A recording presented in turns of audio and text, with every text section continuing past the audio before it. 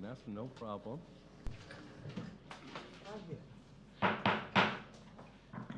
Good evening, ladies and gentlemen, and welcome to the March 28th, 2024 Planning Board meeting. We're happy to have you with us tonight. Thank you for taking time out of your day to join us today. Ms. Washington, can we have a roll call, please? Certainly. Mr. Barhu. Present. Mr. McLean. Here. Mr. Newman. Mr. Robinson. Present. Mr. Servance. Mr. Weatherholtz. Here. And Ms. Washington. You have a quorum? Good. Thank you. Okay.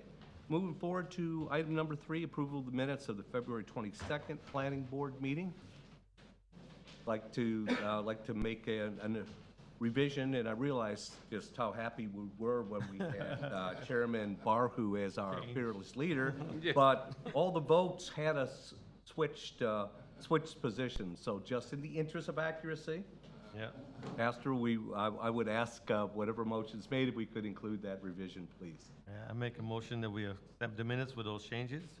A second. All in favor, please say aye. Aye. Aye. Opposed, same sign. Passed unanimously. Thank you very much. Okay, folks, any citizens that wish to address the board concerning items on the agenda, we ask you to fill out this green form, please. When you come to the lantern, please state your name and address for the record.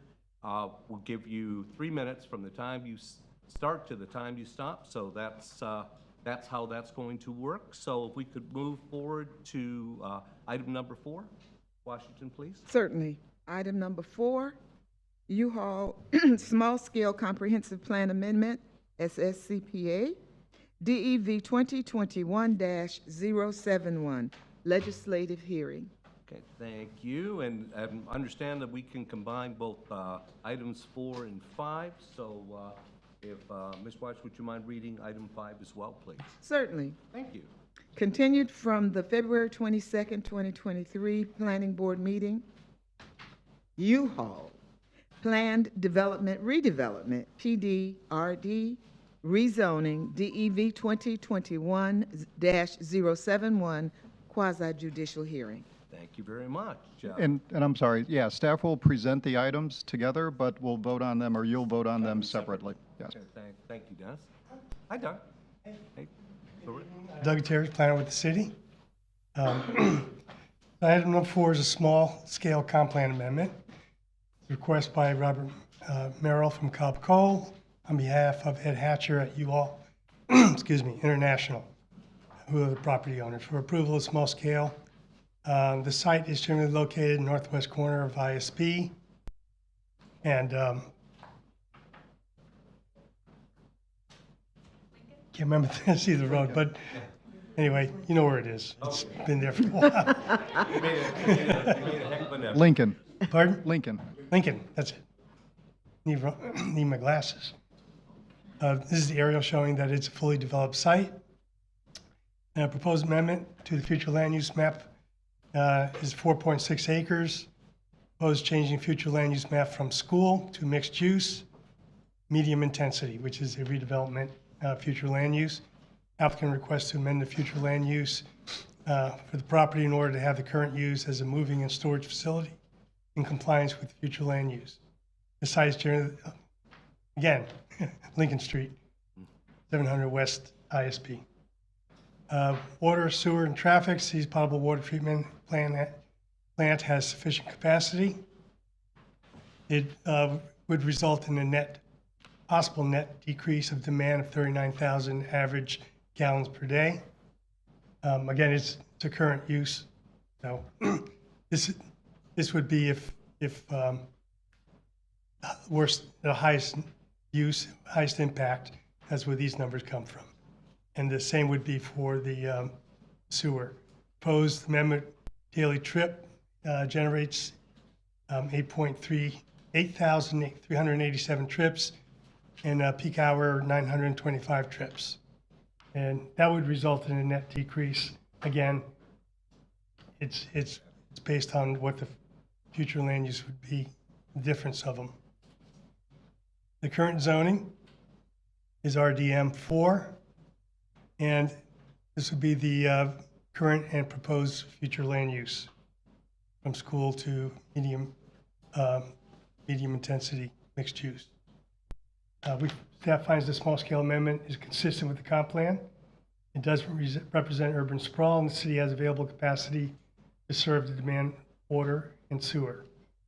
Based on analysis, the proposed future land use map amendment from schools to mixed use, medium intensity appears to meet the criteria of the proposed amendment, and a majority vote of the planning board members present voting is required. Recommend approval of this policy matter to the City Commission, and is tentatively scheduled to be heard by the City Commission for first reading on May 1st and second reading and approval on May 15th. And Rose is here to present the rezoning. Okay, before you run off on that, just a quick question I have for you, Doug. I noticed that the neighborhood meeting occurred December of '22, a little bit of length between now and today. Is that unusual for that length of time to have a neighborhood meeting that long ago? It is. If it was more residential surrounding it, we probably would want a newer one, but it's surrounded by other businesses, and I think only one person showed up, or two. They're not really going to have much concern on that. It's an existing business. Again, if it was surrounded by residential, we likely would want a newer meeting. Okay. Thank you, sir. Yep. Any other questions for staff? Mr. Rouse? This is in the Midtown redevelopment area. Yeah. Did they approve it? They don't review comp plan amendments. They do review the rezoning, which is coming up. Item 5. I was just noticing that there was no quorum at the Midtown meeting. So if there was no quorum, It was continued, the second item on the Uh-huh. corresponding, it was that Midtown at the meeting last, Okay. or earlier this We'll have an month. opportunity to talk about that a little later this evening as well, so. All right then, on item 4, can we hear from the applicant, please? Or- Well, why don't we hear from Rose, and then we'll have the applicant come Okay, forward. let's do that. Always like to hear from Rose. Hi, Rose. Good evening. Rose Askew, Project Manager with the City of Daytona Beach.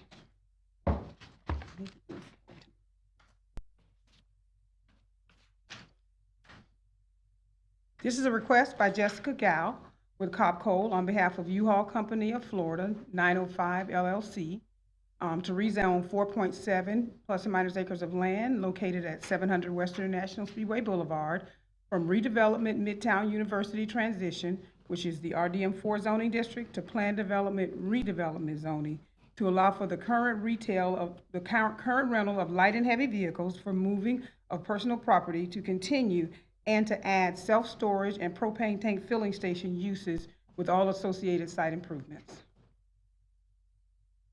This is the site location. It's located on the northwest intersection of ISB and Lincoln Street. This is an aerial view of the property. The current land use on the property is schools. The proposed land use is mixed use. The current zoning on the property is RDM4. Proposed zoning is planned development redevelopment. A little bit of history. The property was developed in 1963 as an automotive dealership, which included a retail store and a vehicle service station. A third building was built in 1969 and expanded the service station.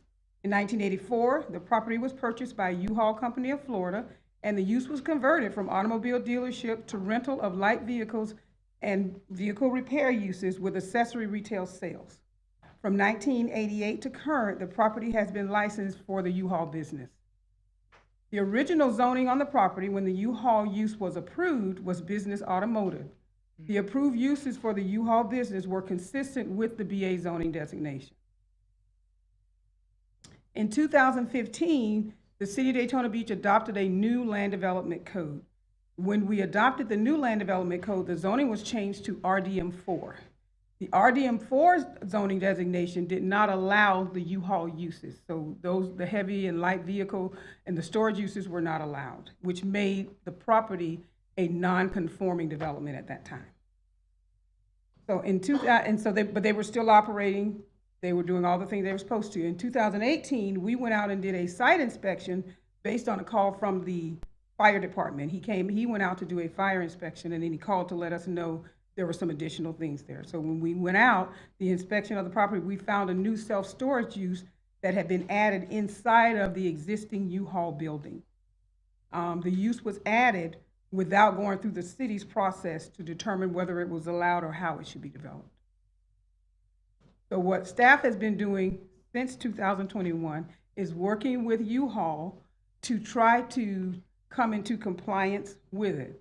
Because this is a very old site and it was already developed, it's utterly impossible for them to meet all of our current regulations. This site is fully developed.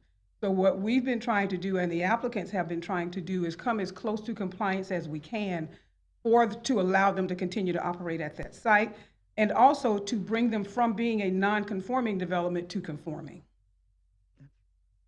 So their request to achieve compliance with the current regulations, the applicant is requesting to rezone the property from RDM4 to planned development redevelopment.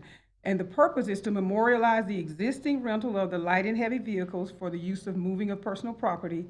And it also includes a request to expand the uses for the self-mini storage use to continue to operate, and to allow the propane filling station to continue to be there as well, which has also been there for quite a bit of years. This is a showing of the PD plan as the property currently lays out. I took some photographs, so this is what the property looks like viewing it from looking east on International Speedway Boulevard. The bottom one is looking at it from the corner of West ISB and Lincoln Street. This is a view from the front. And the bottom photo is a view of the rear of the property at the intersection of Lincoln and Oak Street. So for project details for parking, the applicant is proposing a total of 41 spaces, of which 8 spaces will be dedicated for shunting. Parking areas will be generally consistent with the PD plan that we just saw, and the developer will be allowed to reload such parking fields and structures in Exhibit B as long as the relocation is consistent with the PD agreement and the LDC. The developer will also be permitted to count the spaces labeled as parking shunting spaces within the PD plan toward the required parking requirements. The reason for that is there's no way for them to add additional parking or to change it. Right. You're going to see later modifications, and most of those modifications are because the site is developed and there's no way for them to be able to meet the current code. And our code requires that even though it's existing, if you're not meeting it, you have to ask for a waiver or modification to memorialize that use to stay that way. So for landscaping, landscaping is being provided consistent with the planting areas in the PD plan. Clustering of typical landscape requirements will be permitted so long as the net total landscaping materials are required herein is still met, including requirements related to interior parking lot and parking lot standards.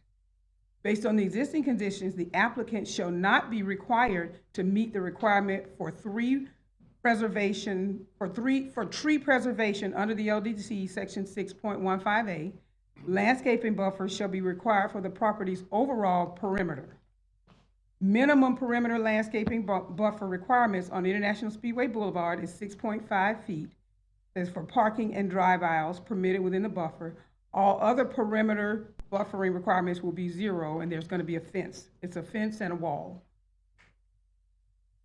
For fencing along the north and east side of the property will be a maximum of 8 feet, comprised of brick and aluminum elements, and within, also shown in Exhibit B, and fencing on the western side of the property will be the vinyl fence with a maximum height of 4 feet. Signage, they're requesting to keep the existing signage on the property, and they also have a regulation that says the PD shall have a uniform program of signage as follows. So they're asking for the existing, they have a pole sign there that's 25 feet 5 inches. Sign area is 135 square feet per sign. They're asking to have 2 of those signs. Wall signs, no wall signs, but it says 166 square feet total, and they may have up to 5. Intensities and dimensional standards. The maximum height for all buildings is 35 feet. Floor area ratio is 102,366 square feet, or 0.50. The dimensional standards are shown here. Maximum building height again of 35 feet. Minimum floor area ratio is 0.50. Minimum, I think that's it, lot area is 1,500 square feet. Lot width, 100 feet. Minimum lot depth, 150 feet. Perimeter setbacks, and these are the existing setbacks they have as the property is currently developed. So you're looking at the northeast of 50 feet, south of 6 feet, west of 10 feet. Minimum building separation of 10 feet. Minimum open space was not applicable because there's nowhere for them to put open space there. They have no space to put anything there. So, and it says slopes within any dry retention or wet detention ponds shall be 4-to-1 without a fence. Dry retention ponds shall count towards open space requirement. For land development code modifications that I talked about a little bit earlier, these are the land development code modifications. They've identified these waivers based on the current development of the property. And so I listed the modifications, but I also have from your staff report a detailed description of each modification. If you all want me to go through every last one of them, I can go through all of them, but all of them that you're looking at are modifications to keep the current building developed the way that it is. In order to be able to do landscaping, you'd have to dig up concrete just to put down landscaping, which is going to take away from some of the parking that they're being able to provide currently. So when we went through this application, we looked at all of that to see, would it be more feasible to keep more parking, or would it be feasible to take parking away to put in landscaping? Those are the kind of things that we had to look at as we worked through the project. And based on that, we came up with the following modifications that were required in order to allow them to continue to operate the way that they currently operate. So, Rose, this is essentially, it is what it is waivers. Yes, sir. Really what we're talking about. That is correct. Yes, Okay, sir. unless any of our members want to go through each and every one of them, but. No. Let's wait, Mr. Robbins, until the presentation's complete, and be glad to address your questions. Please, Rose. So, provided all waivers and modifications are approved, staff recommends approval to rezone 4.7 plus or minus acres of land located at 700 West International Speedway Boulevard from RDM4 zoning to PDRD zoning to allow for the current rental of light and heavy vehicles for moving of personal property to continue, and to add self-storage and propane tank filling station uses with all associated site improvements. A majority vote of planning board members present and voting is required to recommend approval to the city commission. Great This job. concludes staff's presentation. Thank you very much. Any questions for staff on either items 4 or 5? Mr. Robinson, we'll start with you, sir. I don't know if it's more like Would you speak up, please? it's more of a hypothetical situation. I couldn't understand what you said, I'm sorry. It's more hypothetical in a way. Okay. Why couldn't we not grandfather them in? And the reason I ask that is, what if there's this establishment that's been there since the 60s, and there have been several different modifications with the LDC code over the years, and they're still existing. Now, what if we voted no, and what happens to business? Do they go out of business? Do they have to comply? No, sir. Grandfathering is for uses that were approved by the city and the zoning changed. That would be the moving and storage use. That was the only thing with the retail sales that was approved, that was grandfathered in under the RDM4 zoning district. That's why they were allowed to. The other uses were never approved by the city and were not supposed to be there. So in order for us to be able to allow them to keep them and add them, we had to go through the rezoning process to make sure that they were there the way they were supposed to be. So the grandfathering for the moving and storage, absolutely fine. That's how they've been able to continue to operate. They got grandfathered in when the zoning changed from BA to RDM4, continued. After that, the storage stuff was added on, the internal. It was never approved by the city. We didn't even know it was there.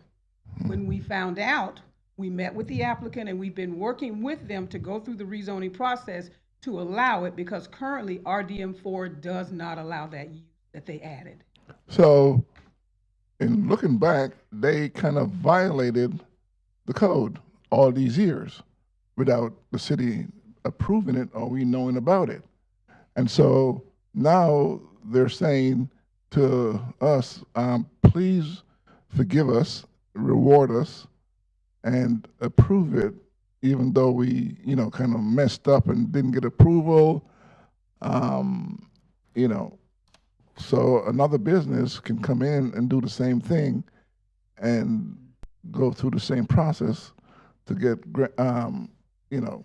modified and waived because they've been there so long, for the last 20 years or 10 years or whatever years in violation, knowingly violating the codes. And now we're supposed to say, okay, we're going to, turn a blind eye and say, okay, you can go ahead with the modifications. It kind of sets a bad example for the other business to come in and do the same thing years down the road, and then we go ahead and accept their modification and violation and approve it. Let's make sure that we define our terms. I don't think anyone has said there was intent here. No, sir. As far as what was done, it may have been done, but it may not have been a situation where there was intent that we did this knowing we should have got approval and did not. And we don't know, being that we don't know how long it's been there, the current operators of U-Haul may have had nothing to do with when that was added. If it was already, we only found out in 2018 that it had already been operating there. Right. And But we found out because the fire marshal went in. Yes, and he had that's to do how a we fire dis- inspection. So we discovered it. Now, the business made modifications, right, and did stuff in violation of the code, and which they should have known. So in terms of intent, right, did we investigate whether or not it was oh, I didn't know? Yes, Or- we did. oh, I had to do okay. that. I did a use determination with them prior to any of this taking place. Uh-huh. And what I found was in that use determination request, the current management for U-Haul, that was already put there when they came. Okay. It may have even been put there when it was still BA. We don't know. The problem that you run into is that even though it may have been put there when it was BA, it did not go through the city's process to get approved to be there. So now we are trying to correct that issue. And like we talked about earlier with the changes and the modifications, it's, Mr. Robinson, it is what it is. This is what the situation is, like it or don't like it. This is what we have to deal with, short of tearing the building down and starting from That ground is zero, correct. which speaking personally, I don't think is necessarily in the best interests of our city or of that particular area of the city. This is what we deal with. We're trying to use the waiver process to be able to tie down exactly from here on in what can What be is done, currently there. what can't be done. Because unfortunately, you can't necessarily rearrange the past unless you want to take it to the ground and start back over. Well, They did say, she did say this goes back to the 60s. uh-huh. This wasn't yesterday or 2 Yeah, years ago. and some of the issues that they did, build or whatever was grandfathered in, but there are some that was not grandfathered in since 2018. So that's like, No, No? you're not understanding. We found out in 2018. Yeah, What I'm yeah, trying to uh, explain to you is the use may have been there well back into the Uh-huh. As 60s, far as this. but because it never went through the city's process to Right. get established there, that made it an illegal use on the property. It okay, may have been permitted in the BA, it would have been permitted in the BA zoning district had they, and we would have approved it had they gone through our process. But- That's why we couldn't do grandfathering, because it was developed without going through the process. For everything that was on the property at the time the land development code changed, it had already been grandfathered. That's how they were able to continue to operate once the code was changed. Now, we just need to. make that, I sure- understand all that. Okay, My point is that this business I like the business now. I do business with them. The point is that this business is setting kind of a precedent for other business to continue to institute violation and miss the process that the city has in place, right? And then when we find out about the illegal modifications, now they're asking us to, look the other way, add waivers to the modifications and approve it. And that's what that's my sticking point, is that they did illegal stuff for whatever, how many years, did not report it, did not go through the process. So every other business that's been in the city can do the same thing and then come on back to be in compliance, requesting modifications and waivers when the city finds out. It's like somebody went in and took the cookies out of the jar when they shouldn't have. Mama finds out, and then you're asking for forgiveness. We're only dealing with this one business this Remember evening. what Rose said about this, though, if I could, Mr. Yes, Russell, yes, sir. is that, that had they went through the process. That's it my would've been point. approved. Correct. Under the BA So, zoning district, then- it was a then use that was Because it was allowed. permissible. Discussion of intent, I'm not sure if they didn't know or something happened. If they had crossed the T's and dotted the I's, we wouldn't be here talking about this to begin with. Exactly. I can say this, let me say this, because I had to work with them for a long time. I've been working with them on this project. They really thought that a self-storage use, mini self-storage use, was part of the U-Haul use. They had no idea it was not, that the city had them as separate use. They did not. Okay, so the I've been working with them for a long time, and when we started out, that was the understanding. Oh, we thought it was all part of the U-Haul use. If we can take it and they can store it somewhere else, why couldn't they store it on our property as part of the use? They really were not, from my conversations with them, and I had several meetings with them, they were not trying to illegally establish a use. They were not aware. Well, Okay. let's stop here. I'm sure that the applicant can give us some perspective on some of the points that Mr. Robinson's speaking of. And I know the Vice Chairman had a comment or two as well. Bernie, anything you'd like to say? Rose, I was just wondering with the propane filling, is there any special requirements from the fire department? Not according to Brian. The fire department is who initially went out and did his inspections, and he had no issues with the propane filling station. He was just notifying us, because that's been there for years. It was there under the BA zoning district, under the BA zoning. I'm sorry, Mr. Weatherholtz, if you could talk into the microphone, they have a little trouble hearing back there. Because the codes have changed with the fire department, and, if they've been doing this all these years, I was just wondering if there was any new standards that they would have to submit to. That would definitely be something that the fire department would have to answer that question, or maybe the applicant can address it. They may know, but I'm not aware of any. Okay, thank you. With that, Rose, thank you very much. You're welcome. Appreciate your explanation, and I think this is a great time to hear from the applicant. I see Jeff chomping at the bit over there with items 4 and 5. Good evening, madam. How are you? Good evening, Jessica Gao at Caldwell Law Firm, 149 South Woodward Avenue, Daytona Beach, Florida. I missed you guys last month. I wasn't here, but I'm making up for it tonight because I have a lot of items. So get used to us up here. For background, I would say, I'll start by saying, if this is a lesson to anyone, it's more of a cautionary tale than a do what you want and get away with it. Because we've been going through this for over 3 years now. I think this is almost a brainchild of Rose and I. Of all the details that we've worked through on how to get this project settled. And I want to go through a few things. But yeah, the history of it is, it's been there for a decade before I was born, I'll say. And somewhere along the lines, they added storage completely interior to the building, so they didn't build a new building to put storage in or anything like that, for the students to use from Bethune beside it. And so I think we got really positive feedback at the neighborhood meeting and redevelopment board on that use for the students. Of course, anyone can use it, but it's mostly used by students. And that's what kind of spurred all of this kind of review. A big part of what we've been doing for 3 years is not just saying, what's out there now, but saying what problems exist now that we can fix now that we're looking at it. And part of that is beautification. So in your packets, you can see that we've committed to a new brick wall facade and aluminum fencing along the perimeters. We've done a great job of identifying character images. We call that would be on those walls that would either portray with Bethune-Cookman's licensed student athletes or figures from the school. The city has licensed photos for Black History Month and things like that that we have on the banners that you see on ISB, that we could also highlight there on that fence line to kind of bring in the character of and history of the site. We do have areas that are shown in your packet for increased landscaping, kind of beautification along with that fencing of the existing site. I think probably everyone's driven by it a dozen times.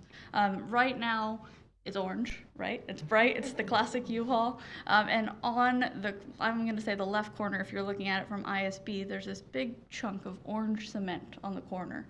And like Rose said, there was a balance of how do we beautify the site without impeding the function of the site. And that was one area where we said we can rip that out. We can really put lush landscaping there and kind of along the perimeter of ISB and really build up the site from a visual standpoint down ISB. So that's there. We worked with Fire and Public Works on access review. Right now it has 3 full access points on Lincoln Street, and one of them is very close to that intersection with Lincoln and ISB. So what we have proposed the rezoning is to completely close that middle access point, except for a seasonal term student move-in when there's high traffic and they need to go in and out. And so that middle access would go away, and the front access point right next to that intersection would be a right-in, right-out only to kind of avoid conflicts with that left turn movement there. This site is fast. I like to give you guys a fun fact. This site has 2 AM peak hour trips, 2, since 1984. So it is not impacting ISB traffic, I would say. On the neighborhood meeting, I did want to mention it has been a while, but for the past, from December to now, part of it is we've been waiting for hearings. We did do a run through at redevelopment board. They didn't have a quorum. We still went through the item and questions, and then we did it again when we had a quorum for voting. But the December neighborhood meeting was pretty well attended. We had somebody from Bethune come. We had a few residents, and nothing really changed on the plan from then to now. We were just going through details, really, on the staff report side. I did want to note at redevelopment board there was a note about the propane tank, and so they wanted to make sure what we've done to the PD, which isn't in their packet, is that they didn't want it to become a Belvedere, right? Buzzword. And so in the PD itself, we say that that use can only exist in association with a moving and storage use on the site. But after redevelopment, we committed to saying it won't expand beyond the current footprint shown on the plan. So that footprint on the plan that shows the propane area, it can't get larger than that. With that, that's generally the history and kind of the improvements that we're building in here to kind of beautify a site that's been here for a long time but can always be better. And so I'm here to answer any questions. Okay, Jessica, thank you. Question for you, then I'll get to Tony, please. The barrier you mentioned, aluminum barrier, I'm assuming that's to be used to try to block the rental trucks viewing from the road, is that? Yes, I would say it's really to screen the view, and what you'll see in the packet is that it's aluminum fencing, the nice black aluminum, you've got the brick facade, and behind that black aluminum is the fernery screening fencing, the green or black, whichever one works best to kind of block the view of those trucks when people are walking to and from class and going down Lincoln. Thank you, Mr. Barton, please. Question maybe to our attorney. Was there any penalty issue, and then how often was fire inspection done in that building? As a commercial? I'm not aware of that history. That would be a question for code enforcement. I don't know if Rose is familiar with that history or not, but. Okay, and just the reason I was asking is that apparently they caught the problem back in 2018. Right. It existed before then. It did it. So other buildings, other folks have gone through some of the same things, and they've been penalized. Some people have had penalties. They had to tear things down, rebuild it by code, so forth. So I think that's what Mr. Robinson was talking about happening there. So my other concern about that would be the ingress egress, because when people are turning in, of course, the stack lanes and so forth, that becomes a hazard for traffic on ISB. So would that go away, or would that change, or are they going to use a different ingress from the back of Lincoln or Oak Street, whatever the back street is? Yeah, there's no access from Oak. There is Okay. Lincoln. So Right, the Lincoln. Lincoln access points will remain. Lincoln. There will Okay. still be the Just main the front access point. access. Right, yep. The main access will still be on ISB. You can pull in and But do it the will be able customer to pull parking in there. and out of the Mhm. way, so there's no. Right. Yeah, and you can still have that flow if they want to go back with the trucks out onto Lincoln or make that right turn. And I will say that I think the key, and Rose kind of pointed this out, is that as someone who appears on this dais for special magistrate too often as well, is that the key with code enforcement in the city of Daytona Beach is if you are showing progress and a commitment to come into compliance. And so this site, Rose noticed, it was notified in 2018, and from that time on, they have been working with the city. They've been pulling in engineers and our team to go through this process. From the time the rezoning was applied for, it's been 3 years. And so getting to the point where they had detailed plans and survey and all of that kind of fills up that time before. So I think that the indication of it never going to special magistrate, code enforcement never pushing for a fine, shows that they saw that steady progress towards compliance. Say probably that scenario is gonna be, good probability a fine was never Right, issued so then the during commercial building also, I know it's an annual inspection, because I have one annual. For the BTR, yep. Just, Mhm. Thank you, Tom. Any other questions for the applicant, please? Mr. Robinson? You're querying. Yes, sir. Again, we talk about penalty. When it comes to the law, sometimes intent is irrelevant. It's the fact that an illegality was committed. And when an illegality was committed, there should be some penalty or some punishment, right? So that we don't set a precedent for other individuals to follow this process. Okay? The city, the state sets up a process. And if you have a business, it is your business to know the rules. Ignorance of the law is never an excuse, They teach us that in law school, that phrase. Yeah. Yeah. right? and So my thing is, I know the impact if we said, oh, we're not going to do, on all the other stuff.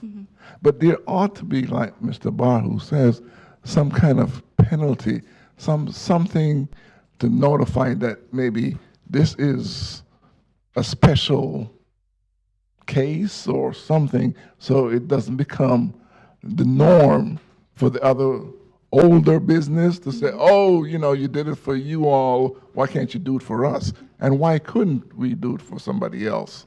And is it, say, for another business that's more dangerous or detrimental, and somebody gets hurt or dies, and we, oh, you did it for you all, so we figure we can do it also. That's my point. And I think, so this site is unique. I mean, we've said that all along, but there are a few things, and I love when you ask questions like this, because I like to talk about it. It's been 3 years. There are a few things that are interesting on this site. One, regardless of whether they had the storage or not, there's a question of whether we would have to do this anyways, because the zoning and the future land use don't match on this site. Right. Somewhere along the way, this site was swept up in, I assume, the master planning for Bethune-Cookman, and it got put on an institutional land use, which is really only supposed to be schools and publicly owned property. And so there's a conflict there between this commercial use that's been there since the 80s, 60s to the 80s, and the future land use of what we're supposed to comply with every day. So there's that. There's also we have agreed and we've gone through this process with the city to clarify exactly what's happening on the site so no one has questions. But for any principal use, you're allowed to have accessory uses. Yeah. We keep going back to this intent and illegality and all of that, and Rose hit the nail on the head when she said that they thought that this was associated with the moving and storage facility. So that the storage would have been an accessory use interior to their building that was associated with the use. And I'll point out that one, punishing someone is not the purview of this process. That's special magistrate. We absolutely do have that. And if the code enforcement staff and the special magistrate had found that this was worthy of a fine, they have that power. They can fine you $15,000 a violation.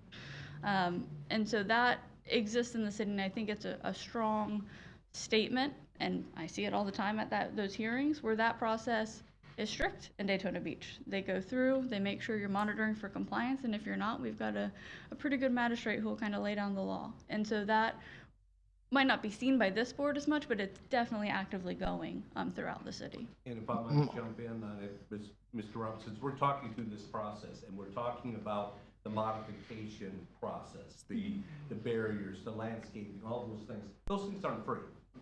So if you want to look at that process, those additional modifications as a penalty, if you will, for doing business properly, that may be a way to look at it. They're coming out of pocket dollars that they hadn't been up until the point that we began this process. So that may be something. Yes, Mr. Chair, they got caught.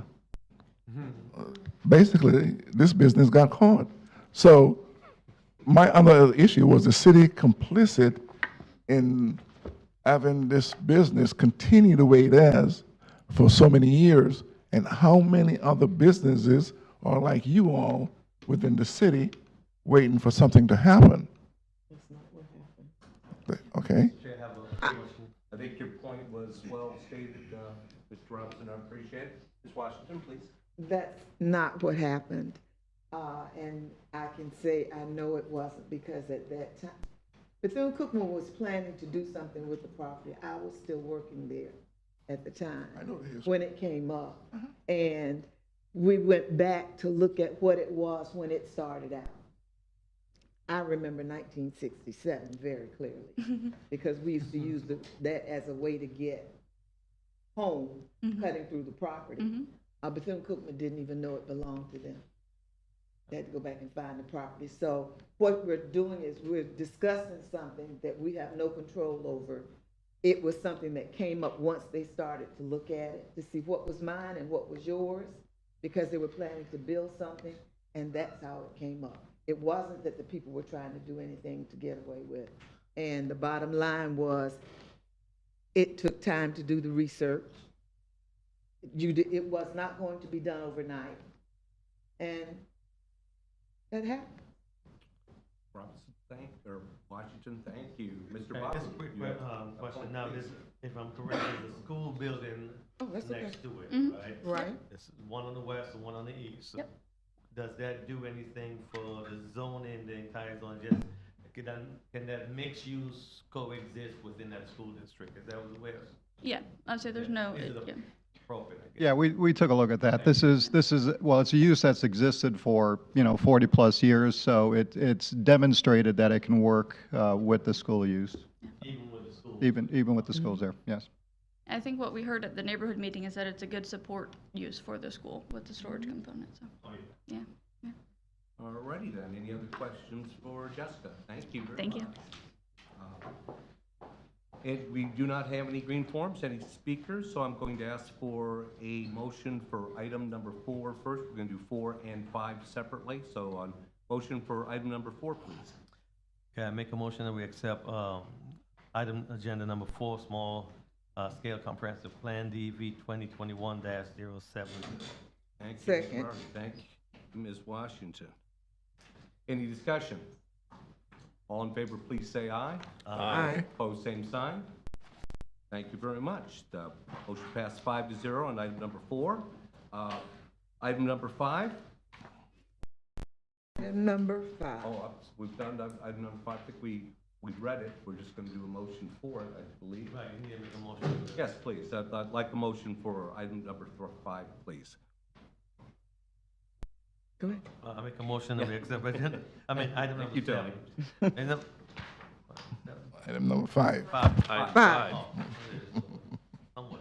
Anyway, I make a You motion. We confused? accept I gotta find it first. Details.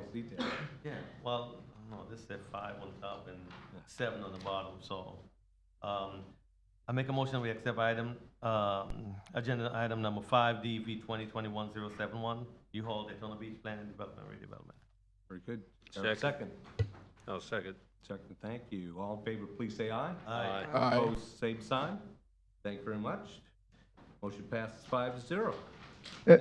If I can just say one thing, Rose Askew is changing departments, and she's not in the planning department anymore. She's moved over to economic development. And so this, and I won't say never, but this may be Rose's last appearance here before the planning board doing presentations. So we'll see how that works out, but she's always done a great job for us, and we're going to miss her in the planning I was department. going to say, if indeed this is your last journey with us, Rose, you've done an excellent job. Certainly since I've been here, you've been helpful to me on many occasions. Thank you for your hard work, and best of luck in your new adventure. I'm sure it'll go great. With that, let's move forward to item number 6, please. Ms. Watson. Item number 6, United Presbyterian Church Semi-Public Use Permit, DEV 2023-539, quasi-judicial hearing. Thank you, ma'am. Doug, you're back. How are you? I'm good. Doug Terry's planning with the city. This is a request by Cecilia Friedel, hope I didn't mess up her name, licensed clinical social worker on behalf of the United Presbyterian Church of Daytona Beach, who are the property owners, to approve a semi-public use permit to allow counseling service in Building 2 of the United Presbyterian Church, which is located at 730 Bevel Road. And the zoning on the property is multifamily residential 20, and the future land use is church. And this is the location map in the aerial showing the church and the grounds, the MFR 12, and church future land use. The applicant's proposing to offer counseling services in Building 2 of the church. The services will be provided on an individual basis, single client during each session. Fees will be based on a sliding scale or waived for those who are under or uninsured.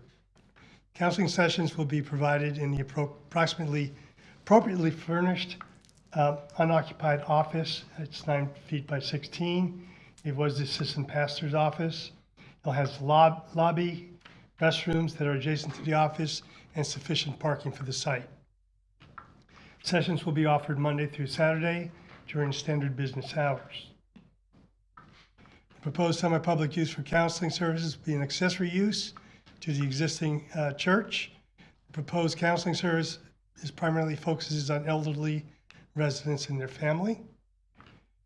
The counseling service will include referrals to appropriate community and social service agencies and will work in communion with local support and assistance organizations, and is not a feeding program or a homeless shelter.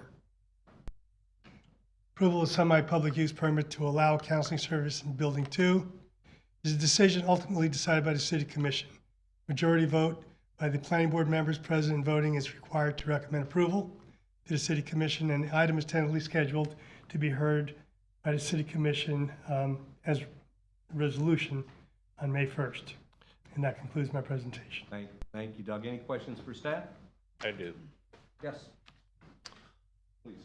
Well aware where the church is located.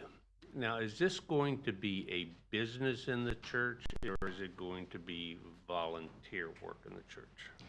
Well, the applicant is here, I believe, and she could probably answer that question better than I. Okay. I was going to say, that's a good question for the applicant. Good question, Mr. Vice Chair. Any other questions for staff, please? All right, thank you, Doug. Appreciate it. Okay, can we hear from the applicant? Since I know we have at least one question, so coming up, please state your name and address for the record when you make your way here. Good evening. My name is Cecilia Kim Friedel. I live at 2640 Yale Road, South Daytona, 32119. I have moved since when we started. I lived in Ormond Beach, but now I'm in South Daytona. So it's been a process.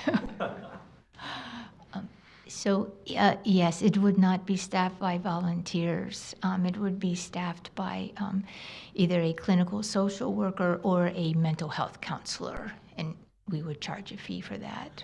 Now, how does that affect the church with, having a business on church property and, would the insurance be different?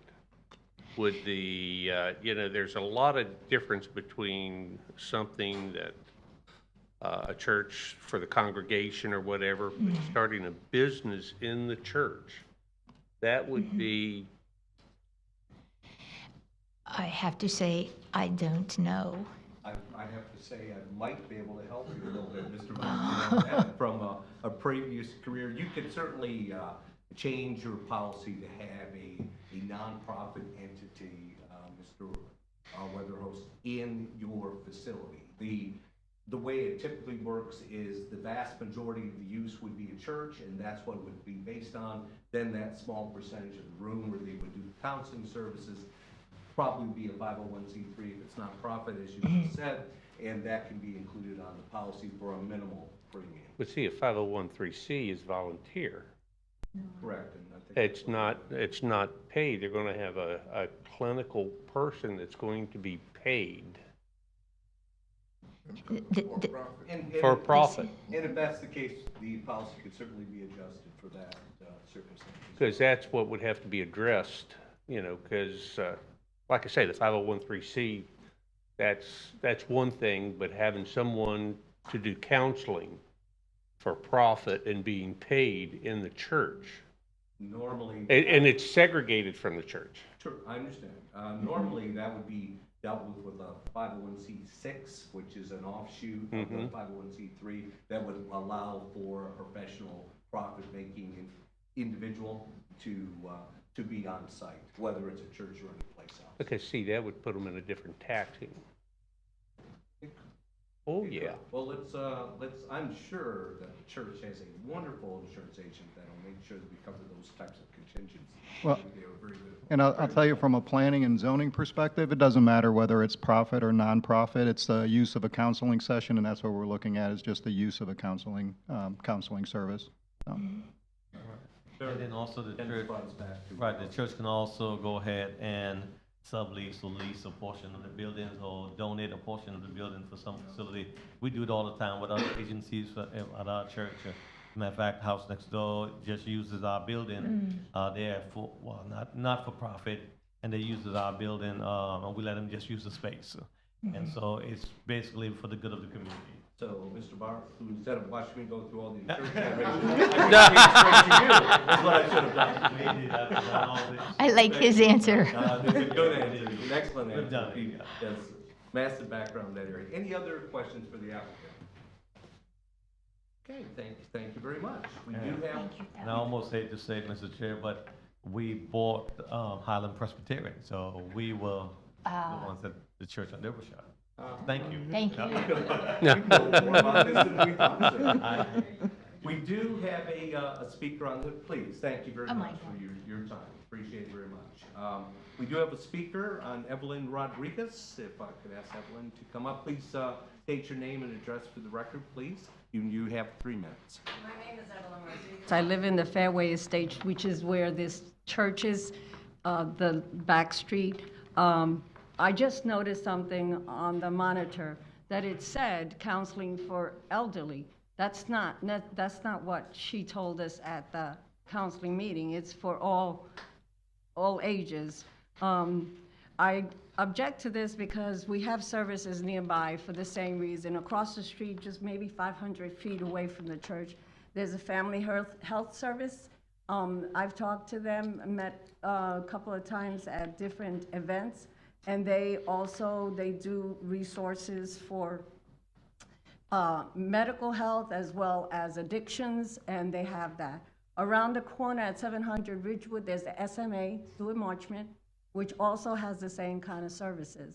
The only people that were there at the neighborhood meeting was myself, an elderly man who, even at the end, didn't understand what was going on, and a mother and daughter whose daughter needed the services, and they were for it.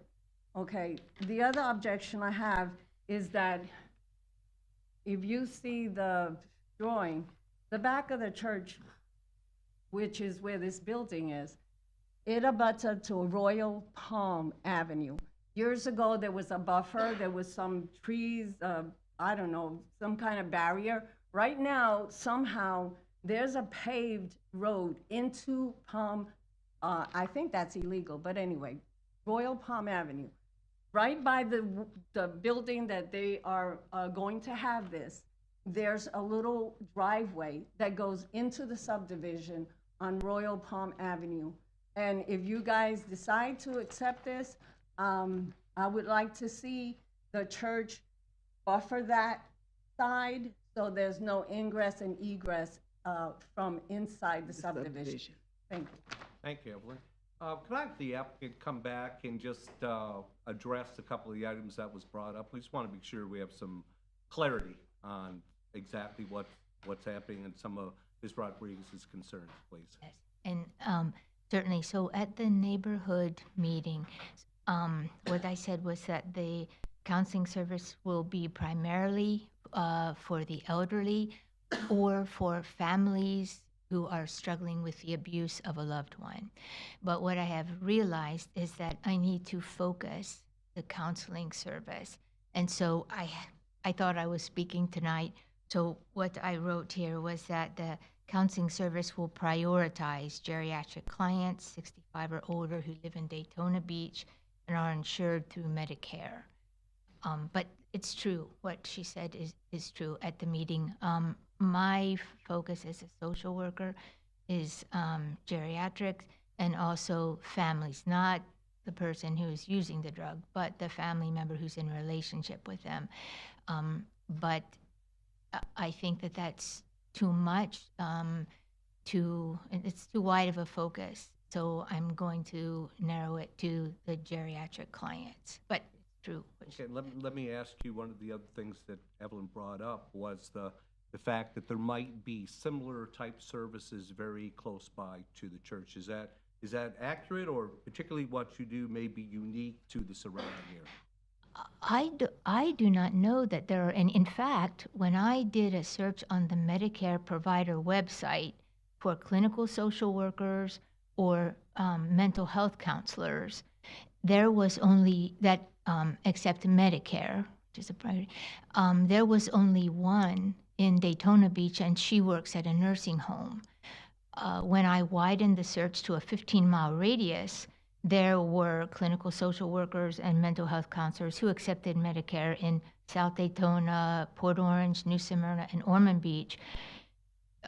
So I think that she may be talking about social service agencies, but this is not. This is an individual counseling service. The appointments are scheduled, typically 45 minutes. We may refer to social service agencies, but we are not providing the social service. Okay, so there's your distinction. Right, absolutely. With the Stewart Marchman centers and so forth, to take certain type of clients and certain type of insurance and so forth. Again, we work with many of those agencies ourselves, and so this is a service, not a social agency. So I think that's Hence the distinction. Thank you, Ms. Barber. Thank you very much.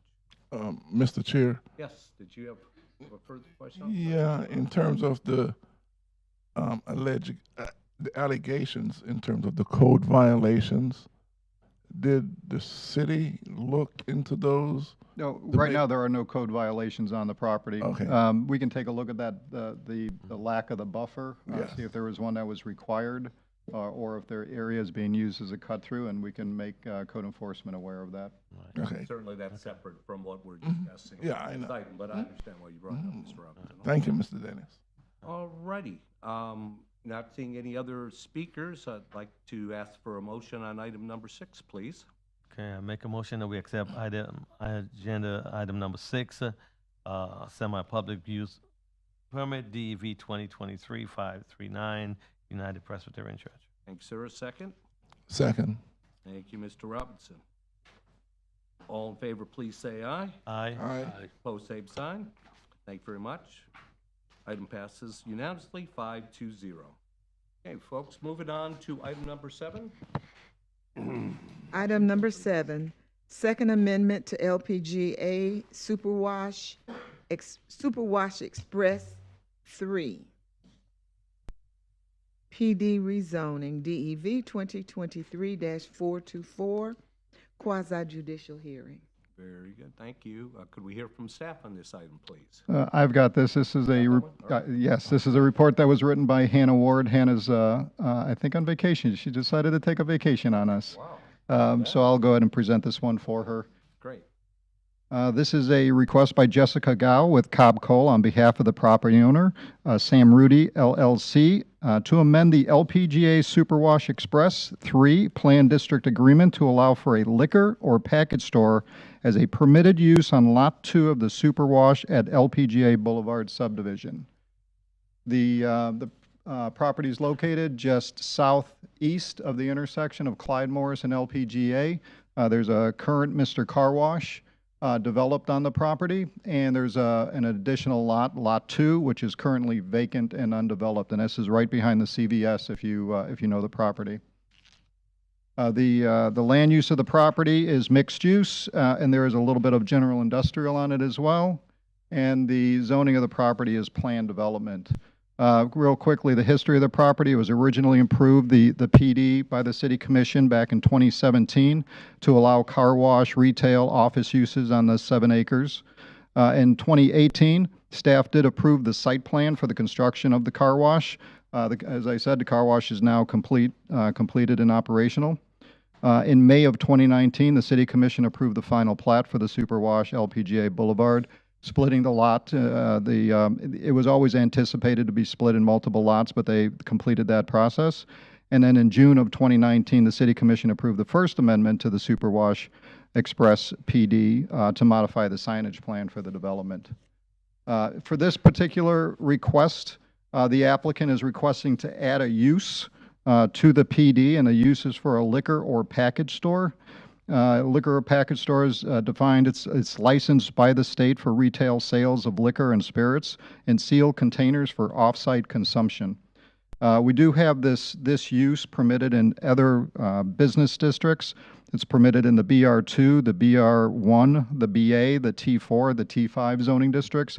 Also permitted in several redevelopment districts, the RDB1, RDB8, RDB9, and the RDD1. So it is a use that's found throughout our code in areas where you find other types of business retail. So as far as the recommendation, staff does recommend approval of the Second Amendment to the LPGA Superwash Express 3 PD agreement to allow for the liquor or package store as a permitted use on Lot 2 of the subdivision. Majority vote of the Planning Board members present and voting is required to recommend approval to the City Commission.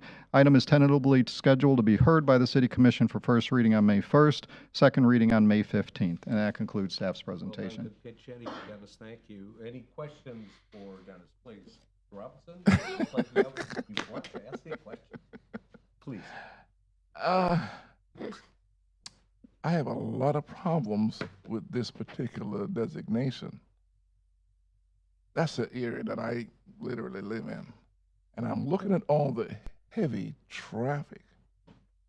And to put a liquor store next to a car wash, next to a pharmacy in the type of area is totally inappropriate. And I would think somewhat a little, says me. I can see all these folks, I just have a bad image of all what's gonna happen coming in and out of this area. It doesn't even look, I don't see the professional, the beauty. I don't see the need for it. It doesn't fit in. This is not something that I would want in my neighborhood, especially with now that we have done a lot of apartments along that stretch, a lot of professional business, medical business, and to insert a liquor store? That's business. Really? I don't think so. Jump in, Dennis, just ask you a question on this. What bullets do we have in our gun to say no to a package or liquor store on that location? If any. Well, it is a PD rezoning, so it comes down to the City Commission, and they'll make the vote on whether or not to approve a PD rezoning, and there is no obligation on their part to do that. As far as the impact of the use as a retail use, the site already does allow retail uses at that location. So it does, and we do anticipate the amount of traffic, and it's been designed to accommodate people coming and going from that location. So the impact is almost identical to what is currently permitted at that site. I understand about the retail use. I understand about the retail use, but there are times when we have to look and see if this particular retail use is okay for that area, for the traffic, for the neighborhood, and those are the impact I'm looking at. I mean, so can we put a hookah bar inside here, a club in there, just because this particular business of an empty lot, I think wants to put something inside there. I just wonder if it might be a good time to hear from the applicant. Sure. And get their perspective on why that may or may not be the highest and best use of that property. And I'll just I know make, Jessica's just dying. and I'm sorry, I just want to make one point as far as traffic goes. They will have to come in for a site plan, and when they come in for the site plan, we review it for all of these impacts with the site plan. So it's not as saying, go ahead and do whatever you want to do over there. They still have to go through that process to make sure they meet all code requirements and yeah. Professional in the medical area. Hi, Jessica, you're right, you're back. I am back. How are you? 2 out of 7, 3, third item out of 7. Jessica Gallo, Caldwell Law Firm, 149 South Woodward Avenue, Daytona Beach, Florida. I was going to joke and say that this use was just forgotten the first time around with whatever attorney drafted this, but it was Rob, so I won't say that. I'll take it back. I would say he's in Paris. He can't hear me. And so I think there was interest on this site for the liquor package store. My fun fact, as I like to give you guys coming up here, was that under the current uses on the site, it's currently allowed to sell marijuana, but not liquor. So there's that. That's our fun fact. Medical marijuana. Sure, yep, yeah. Yeah. I would say, so I think looking at morality, and I'll say this as someone who doesn't drink, is that this use is currently allowed and has been approved by this board and the city commission unanimously on the directly north, directly south, and directly west. Not east, because that's industrial, but it is allowed everywhere else directly adjacent to this site.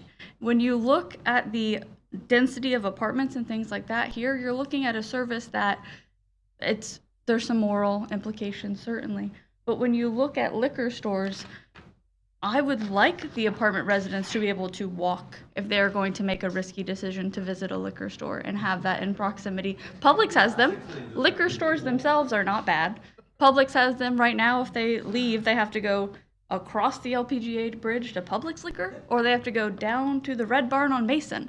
I don't want all of the college students in the apartments at LPGA to have to make that drive. I'd rather them walk or take their bus. And so I don't see how this corner is too different from everywhere else surrounding it in terms of that use. And I was going to say, have you guys ever seen the layout of sites where there's a Dunkin' Donuts and an Aspen Dental right beside each other all the time? It's like they have a partnership. It's very weird. This is reminding me of Beaches ISB, right? We all love that project. It's a restaurant and then a car wash and a liquor store. So it seems like car washes and liquor stores seem to go together, just like a Dunkin' and an Aspen Dental. Well, I'm just going to say that I get my car washed at the super wash, and the fact that there's a liquor store in that area, it's a lot closer than Total Wine is on ISB. Right, yeah. Personal experience that we had that changes for me. Yeah. Just saying. Yeah. With that, anything else, please? No, that's all I had. I'm here for Any questions. questions for Jessica? All right, thank you. Thank you. Thank you very much. Okay, we have one speaker, Mr. Nicholson. John, I thought we were going to hear from you till the end of the meeting, but we get the pleasure of hearing from you right now. Good evening. John Nicholson, 413 North Grandview. I wasn't going to speak until something popped up. The implication that a liquor store is inappropriate in a good neighborhood would mean that the beachside is not a good neighborhood, that Ormond Beach is a low-class, dirty little place that nobody would want to live. Doesn't seem true. I worked at a liquor store in Ormond Beach on A1A on the beachside. It is not a problem. It doesn't have a traffic problem. It doesn't have a deleterious effect on the houses behind it. Did not decrease the value of the homes in Ormond Beach. There is a new liquor store, relatively, across from me, in front of the Daytona Grand on A1A. Yeah. Yes. It does not seem to have a problem, does not have a huge traffic flow to and from. So the implication that liquor stores per se drive down property values or give the impression that the area is beneath dignity or whatever, I think is inappropriate. This particular area, when I look at it and remember what we've done the last 10 years that we've really not done, the city commission doesn't believe there's houses in Margaritaville, but it has grown tremendously. I don't recall a liquor store coming before you for this area. So it may be, if you look at the 1 mile, 2 mile, 3 mile radius, it may be the only liquor store in the area outside of maybe what you can buy at Publix or whatever. So I'm thinking if they did their due diligence properly, it may be an appropriate location. Thank you. Appreciate it. Thank you. Mr. Chair, I just had a comment in general. I'm thinking also like Mr. Robbins, probably. There's plenty places to put it, plenty different places for it to go. I know that there's subsidized housing not too far away from there by the B. Braun in that whole area there, right down the street. And so I think my question will be, is it really appropriate? I think, of course, according to the codes and so forth, it's permitted. But is it really appropriate? And I think that's the question. Beauty's in the eyes of the beholder. That's where it gets to be challenging. If you're beholding the liquor. Yes, sir. But point taken. Okay, I'd like to ask for a motion for approval of item number 7, please. I make a motion, we approve item number 7, second amendment to LPGA Superwash Express 3 PD rezoning DEV 2023-424. Second. By Ms. Robinson, we have a second by Mr. Bob. Thank you. Any discussion? All in favor, please say aye. Aye. Opposed, same sign. No. All right, we have 4-1 approval. Thank you very much. Moving on to item number 8. Ms. Washington, please. Mr. Chair, before we hear this item, Mr. Robinson conveyed to me a personal experience he had on this particular property. And based on that information that he conveyed to me, it sounds like he has an apparent conflict. And as a consequence of that, he's going to recuse himself from hearing this item. Very good. Very good, sir. Okay, item number 8. Third amendment to Memorial Health System PD rezoning, DEV 2024-052, quasi-judicial hearing. Thank you very much. Can we hear from staff? And I'll do this one again for Hannah. 2 in a row, yes. Thank you very much. This next item is a request by Mark Doust, PE, with Mark Doust and Associates, to amend the Memorial Health Systems Incorporated Plan District Agreement to omit restrictions on the maximum number of hospital beds permitted within the property. So the property is located up by between I-95 and Williamson Boulevard, north of Strickland Range, at the northern end of the city limits. There you go. The property is developed. There is actually this room for additional phases for more construction on the site.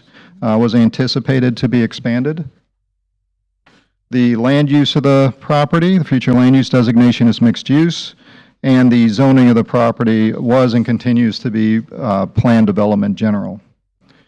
The history of the project was originally approved, the plan development, in 2005 by the City Commission to allow the hospital and medical office uses. In 2019, the City Commission approved the first amendment that modified the existing signage on the property. In 2022, this planning board approved the site plan for the Advent Health 60,000 square foot surgery center, which is currently under construction, almost complete. And in 2023, the City Commission approved the second amendment to the PD to allow an EMC sign on the property and incorporate signage for the Advent Health Surgery Center. This particular request, the applicant is requesting, as I stated previously, to omit the restriction on a maximum number of hospital beds. The current PD does have a maximum number of beds located in the agreement. A little unusual when we took a look at this in the first place. I'm not sure why we would have had a maximum number of beds, for the hospital. But they are, with the community expanding, we see a need for beds in the community. The hospital is looking at that opportunity, and they're going to be coming before this board with a site plan to expand the existing building. It's actually going to keep the same footprint, and it's just going to put a couple of stories onto the building. So they're looking to remove that restriction to the number of beds. One of the things that we'll take a look at when they do come in with their site plan, regardless of the amount of beds, we're still going to be looking for the impacts that the number of beds will have on the site. So with the more beds, you're going to have more traffic. So we're going to be reviewing it for the traffic impacts associated with that. We'll also be reviewing it for the parking requirements for the additional number of beds. We'll review the architectural for the design of the building when they come in for that. The utility review, stormwater review, all of that will be reviewed. So even if they increase the number of beds, we'll still be reviewing for it for the impact on the community. So we're just going to remove that restriction and then let the code, what the impacts would be, dictate how we're going to take a look at that. So staff does recommend approval for the Third Amendment to the Memorial Health Systems PD agreement to omit the restriction on the maximum number of hospital beds permitted within the property. Majority vote of the planning board members present and voting is required to recommend approval to the City Commission, and the item is expected to be heard by the City Commission for first reading on May 1st and second reading on May 15th, which will be a public hearing. And that concludes staff's presentation. Thank you, Dennis. Question for you. You mentioned about omitting the restrictions and having an unlimited amount of beds. But as you just said, that amount is going to be restricted essentially by the size of the lot. And the internal review. There's only so much you can put on there. There's only so much parking you can put out there, and so much traffic that can be generated. So it is really restricted by the site itself. So. Okay, very, very good. Any questions for Dennis? Could we hear from the applicant, please? Please. Please state your name and address for the record, please. Sure, Mr. Chairman, members of the board, my name is Mark Douth, Mark Douth and Associates, 536 North Halifax. So as Dennis mentioned, it was overly descriptive in the language when the PUD was originally put together. It was always proposed to be expanded. They currently do have an expansion that's currently under design, and the site plan is tracking through the city, and eventually it will also come to you to take a look at. But there's a critical shortage of beds, and so they're trying to respond to the community needs there. So that's the purpose of this tweak. Very good, thank you. You're welcome. Any questions of the applicant? Thank you very much for your time today. Appreciate it. It appears we do not have any speakers for this item, so I would ask for a motion on item number 8, please. Okay, I make a motion that we accept agenda item number 8, Plan Development Journal, PDG. Rezoning amendment DB 2024-052, Third Amendment reading, Memorial Health System, INC. Thank you, Mr. Barnett. Second. Thank you, Mr. Weatherpost. Any discussion? All in favor, please say aye. Aye. Opposed, same sign. Thank you very much. Passes 4-0. Thank you. All right, thank you. Have a good evening. We'll now move on to item number 9. Washington, do what you do, please.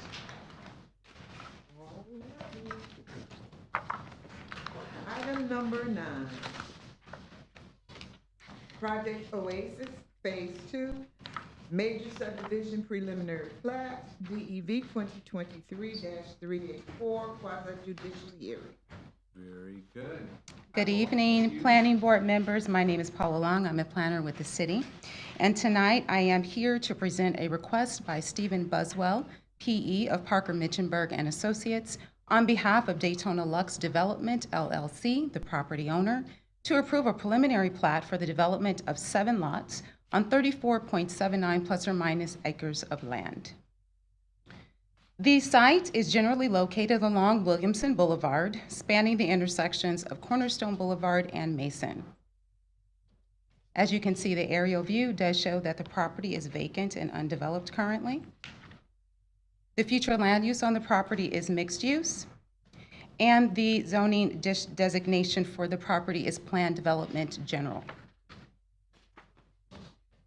The preliminary plat map, as seen here, is actually, or I should say it was, is included in your packet. If you did bring that with you, you can see a larger version of that. I turned it on its side so we could get as much of it in as possible, because to have it portrait would just not do.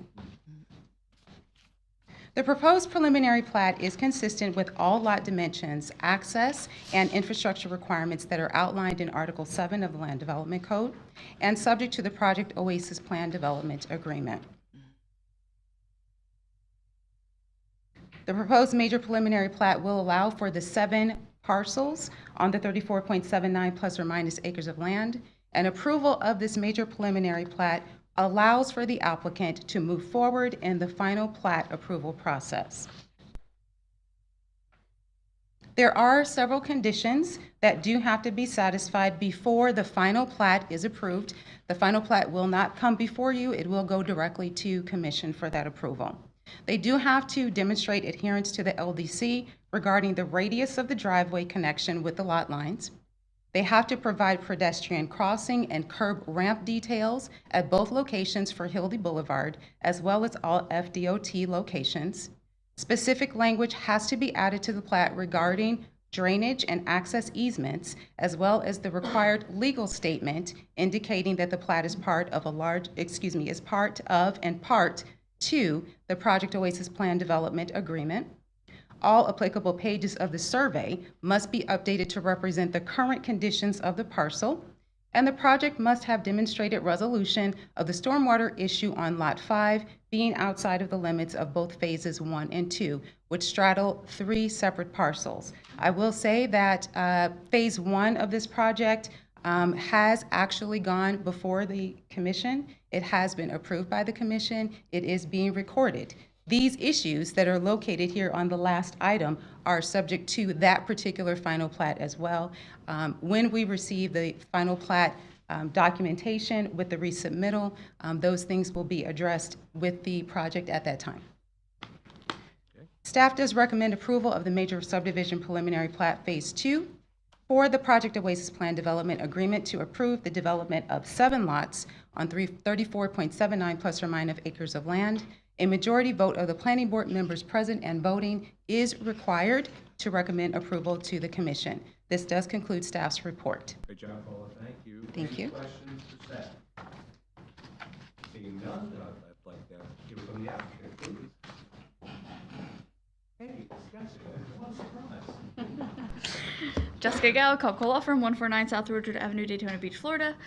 Thank you, Paula. Great. Fantastic. I think we've got the stormwater issue well in hand for the final plat. We actually had a very fun meeting at the Public Works building, a new place for a meeting for me, and we had all the department heads in the room and we sorted it all out. So this is part of the Project Oasis Master Plan Development, so is the next item, which you'll see me again. But the exciting piece about this one is that it has that north-south connector that we required in the PD agreement. This is the plat that brings that and requires that to be installed. So that will connect from Cornerstone down to the southern parcel to Hildy, which is the cross street they're proposing, and then you'll have Mason on the southern end. And I'm here for any questions. Any questions for Jessica? Seeing none, Thank you. It appears we do not have any speakers on this item, so I will ask for a motion on item number 9, please. Okay, I make a motion that we accept agenda item number 9, major subdivision preliminary plat DV 2023-384, Project Oasis Phase 2. And it will be with the conditions, correct? Yes, correct. Thank you, Ms. Parker. You're getting the hang of this. Well, Yeah. well done. With Couple more. a second, please. I'll second it. Thank you. Thank you, Mr. Vice Chair. Any discussion? Seeing none, all in favor, please say aye. Aye. Opposed, same sign. Thank you very much. Passes 5-0. All right, moving smartly to item number 10. Where's Washington? Item number 10. Yes, ma'am. Project Oasis, Lot 5, multifamily build to rent, site plan, DEV 2022-231, quasi judicial hearing. There's Paula again. Yeah. Hi, Paul. Hi, you've never seen me before. This is my first time here. I just thought I'd spice it up a little bit. We're getting a little groggy. It's midway through. We got a few more to go. So, just want to give you a little something. All right. Good job. All right, so I'm here again. This is a project, again, for Project Oasis, as Jessica did just mention. This particular request is, of course, being brought by Stephen Buswell, again, from a PE of Parker Mitchenberg and Associates, on behalf of Hines Williamson Landowner, LLC, property owners, to approve a major site plan to construct a multifamily development, including access roadway and amenity center, accommodating approximately 486,000 square feet of multifamily detached structure and townhome build-to-rent units, inclusive of associated site improvements on 46.38 plus or minus acres of land. The site for this location is north of Mason Avenue, east of Williamson Boulevard, and west of Clyde Morris Boulevard. Again, this particular site is vacant and undeveloped, just to the east of the parcel that we were just talking about for that preliminary plat. Again, mixed use is the future land use for this, and also part of the plan development agreement for Project Oasis. A little bit of history, and it is a brief history because this is going to be the first site plan for the project. So this project actually does have some significance, as Dennis mentioned a little bit earlier, in the site plan process. This is when we're looking at traffic, we're looking at the impacts, we're looking at all of those things that have been little hot points in different areas. And so the site plan is where we're doing that. This particular project was approved in July of 2022. And is named, as I mentioned before, the Project Oasis Plan Development Agreement. It does allow for a multiple variety of uses for residential specifically. It's not limited to what we're doing today, but know that you will see come before you, if it satisfies the agreement that it come before you, for all of those different types of uses that will be on this particular site. 202 units are permitted by the mixed-use future land use designation and the Project Oasis PD. As mentioned before, 468,000 plus or minus square feet of gross floor area is required for the planning board approval. So know that anything else that comes before you may not necessarily be as large as this, but know that you'll see some additional ones. As mentioned previously, this is a multifamily detached structure and townhome built-to-rent project.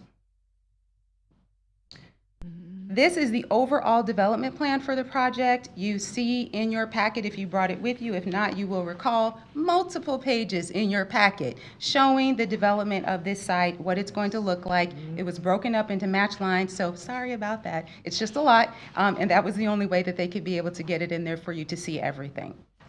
You also had in your packet examples of what the different structures are going to be looking like, whether it is the townhouse structure, the single-family home structure, whether it is the two-car garage or the single garage. You saw all of that in the packet. This is just an example of some of the proposed architecture on the site.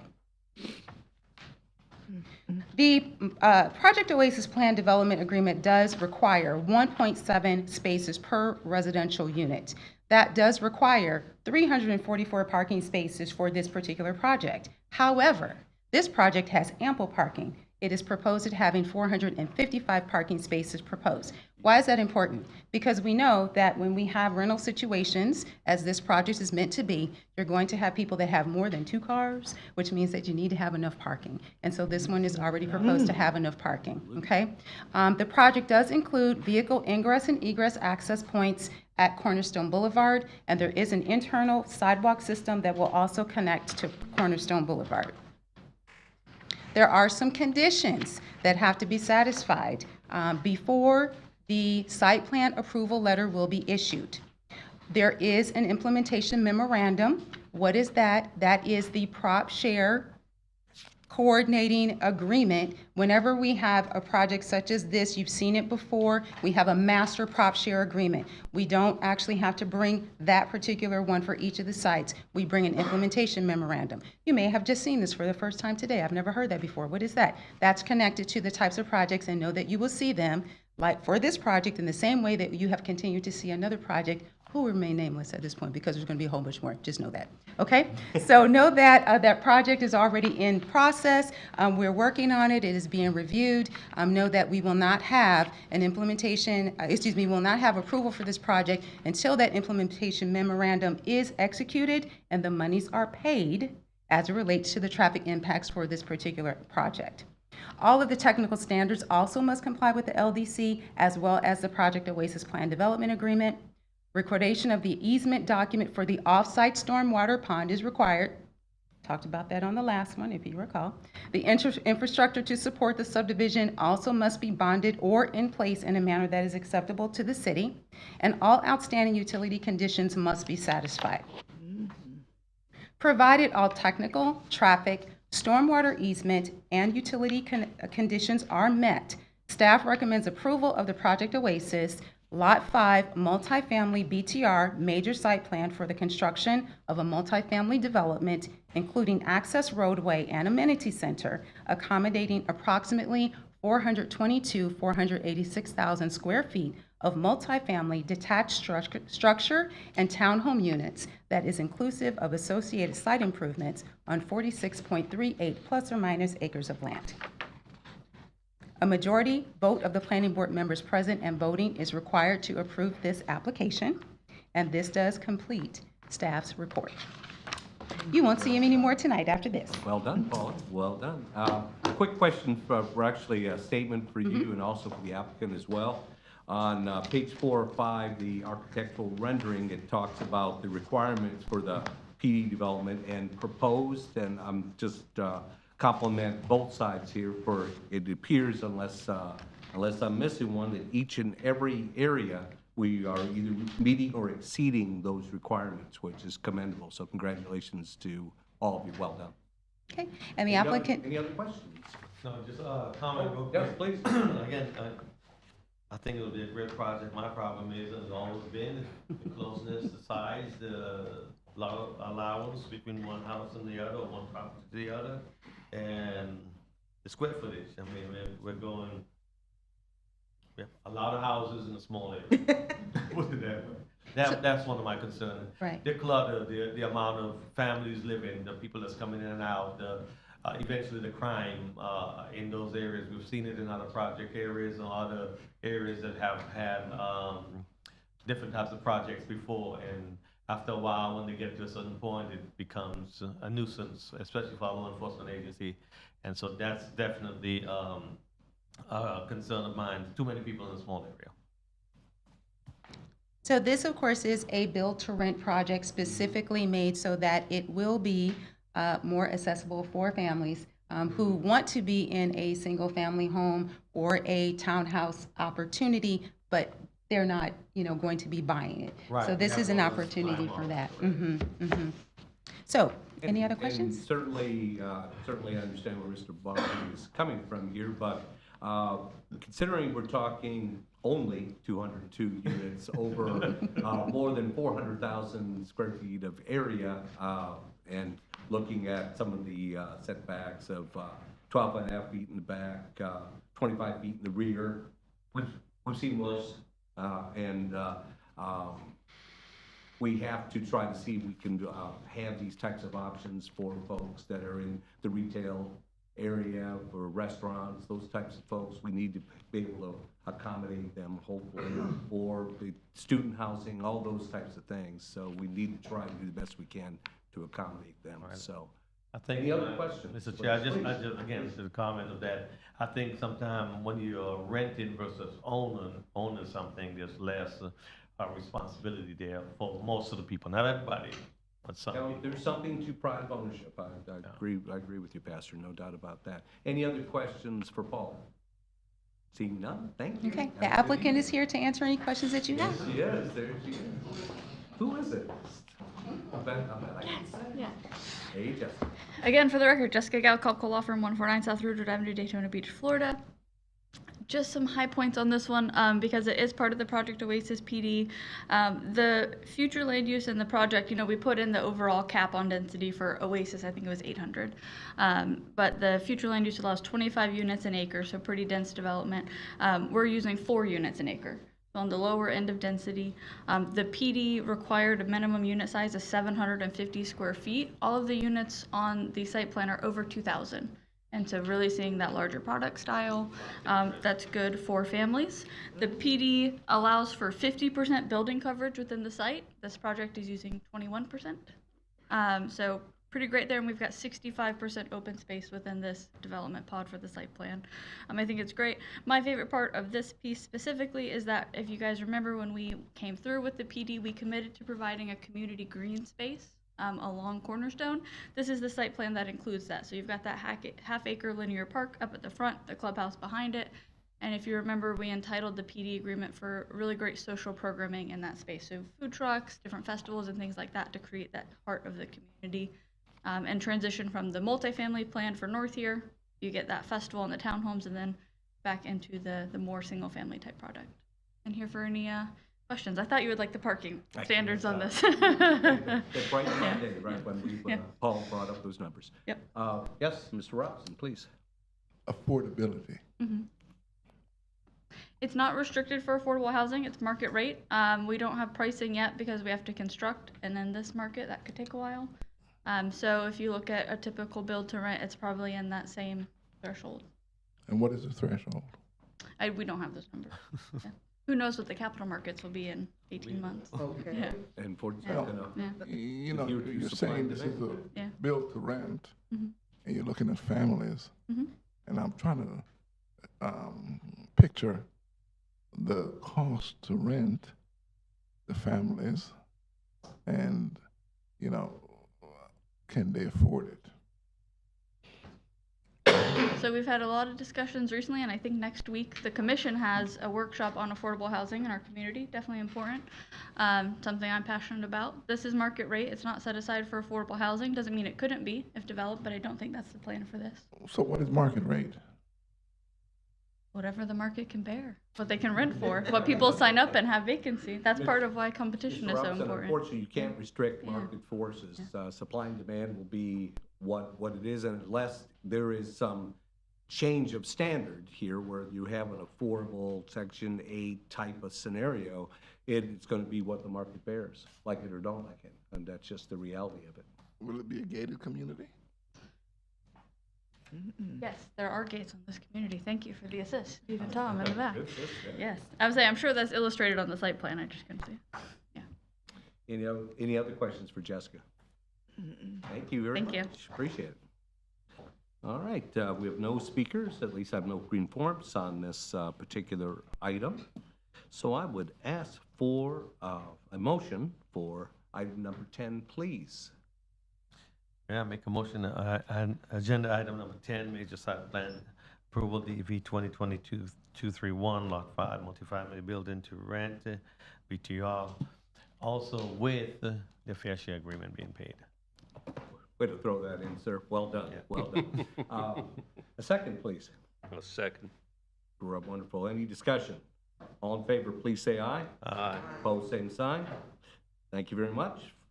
Approved unanimously, 5-0. Moving on to item number 11. Ms. Washington, please.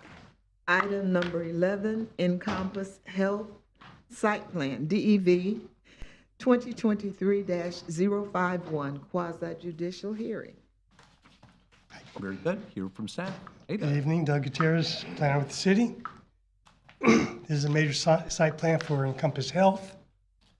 It's a request by Patrick Healy, PE, from Kimley Horn and Associates on behalf of Encompass Health Rehabilitation Hospital of Daytona Beach, who's the property owner. This is to approve a major site plan to construct a 56,628 square foot, 50-bed inpatient rehab hospital with a future 21,344 square foot, 30-bed expansion and associated site improvements on 8.9 acres. The property is generally located on the southwest quadrant of Strickland, Range Road, and Williamson Boulevard. Currently, it's undeveloped. The current future land use is mixed use, and the current zoning is planned development general. I believe it's part of the O'Connor. As part of the O'Connor Capital Plan Agreement, it was originally approved at the City Commission in March of 2019, allowing for the development of a variety of uses. The applicant proposes to construct a 6,050-bed rehab hospital and the future expansion of 21,000 square foot, totaling almost 78,000 square feet with the associated site improvements. The proposed improvements will include an asphalt parking lot with drive aisles, concrete sidewalk signage, trash enclosure, landscaping, stormwater infrastructure to convey the stormwater to the developed ponds adjacent to the property. Traffic circulation has been designed to make certain that safe and efficient circulation is maintained. This is the overall development map superimposed over an aerial. I can never do that fancy zooming thing, so sorry. Landscape plan. Examples of the elevations. And more of a rendering than an elevation of the property. So the proposed building and site configuration is consistent with the O'Connor Capital PD. Excuse me. Our proposed architectural design is provided in the attachment in your staff report. Vehicle connections. The project includes a direct vehicle ingress and egress access point to Strickland Range Road and an additional access point to Williamson Boulevard. The applicant is aware that the site plan approval will not be issued prior to payment of the proportionate fair share. That's pretty standard. Pedestrian connection, the internal sidewalk system will connect to the building and the surrounding sidewalk system. Parking. Parking study was provided, and that's provided in your folders. And I neglected in my staff report to address this. Interesting thing, though. So the parking study was provided to reduce the number of parking spaces from 4 to 2. The 4 to 2, 4, 4 per bed, thank you. yeah, Okay. 4 per bed. Well, actually, the 4 is actually based on square footage for medical offices. But this is actually a hospital with beds. So the 2 is in compliance with the parking requirements for that hospital. So they're not really reducing the required parking. So you're saying that, as long as that requirement or what the bottom line is over 50% of what is the normal requirement, we're good? Yeah. Which is? I mean, the 2 is it meets our standards. One of my questions just went away. I know that. And landscaping, detailed landscape was attached in your site plan. Your staff report for the project has been reviewed for compliance with the O'Connor agreement and requires that minor corrections identified are resolved.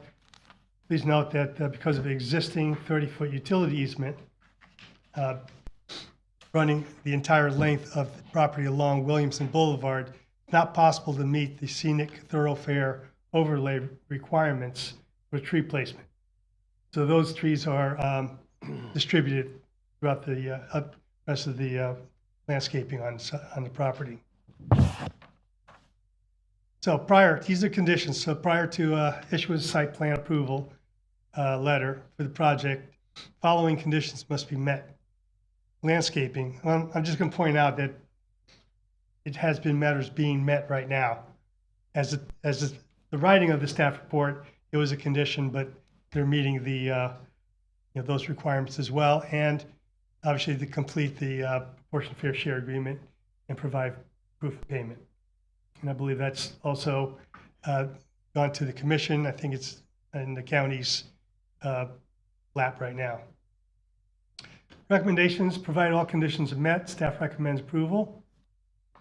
with the stated conditions for Encompass Health to construct 56,628 square foot, 50-bed inpatient rehab hospital with a future 21,344 square foot, 30-bed expansion totaling 77,972 square feet, and the associated site improvements on 8.9 acres within the O'Connor Capital PD agreement. Property majority vote of the planning board members present voting is required to approve the application. This concludes my presentation. Very good, sir, thank you. I do have a question, and you've kind of covered in the staff report, the idea of presenting this item, for example, without all the landscaping conditions being completely addressed. You mentioned that at the time that this was done, you weren't there, but we're a long ways towards. Yes, we being are. there. So I assume that part of why we're doing this is we have kind of an accelerated time schedule. We're trying to get things completed as opposed to. It Well, always is. I realize that, but I'm looking at perhaps it being a bit unusual because we don't see often that the conditions aren't completely addressed before you bring it to us. Well, yes, and they, they reacted quickly to this, and by the time, this was out, already addressing it. Most conditions are usually minor. That's not going to impact the approval. It'll be addressed. They can't get plans stamped until that's done and traffic part is done as well. So they know that.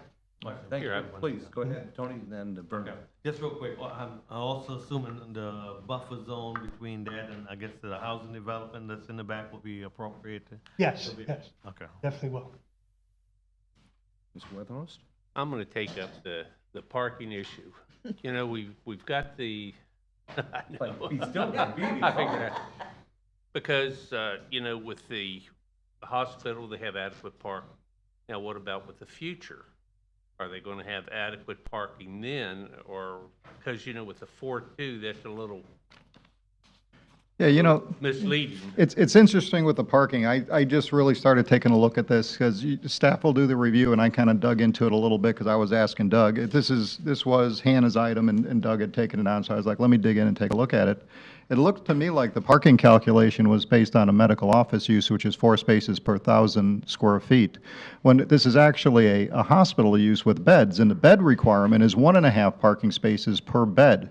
They've provided 2 spaces per bed, so they're going to be exceeding the parking requirements, actually. So, I know with yeah. this, but this. And the phase coming in will also have to meet that requirement. So any expansion also has to provide, this is where we take a look at the traffic, that impact, the parking impact, all of that is taken a look at, utilities as well, for the increase of the second phase, the number of beds, so. And Vernon, I might, as you know, I'm laughing you jumping with the parking. I love it. Taking a look at the construction documents on the first page, it shows the required and provided on the initial phase 1. It's 70% of the requirement. So even if you go from 4 to 2, that's 50%. They're over that. We're going to use that as our standard. Also, for the build out on the 30 bed, the additional 21,000, we're talking a requirement of 313, the 4 requirement, and then they're providing 180, which is 58%, which takes you a little over that 4 too. That's why I didn't put up with a fight with Doug on regarding parking. Because if it did, I think that's reasonable considering what if- it is. What is If this the going to be used for? changing, the parking never changed, could impact the size of the building.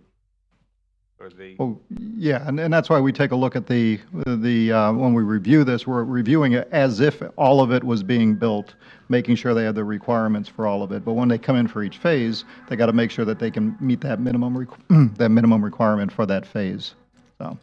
and still have their. And still have the, buffing and everything. correct, yep.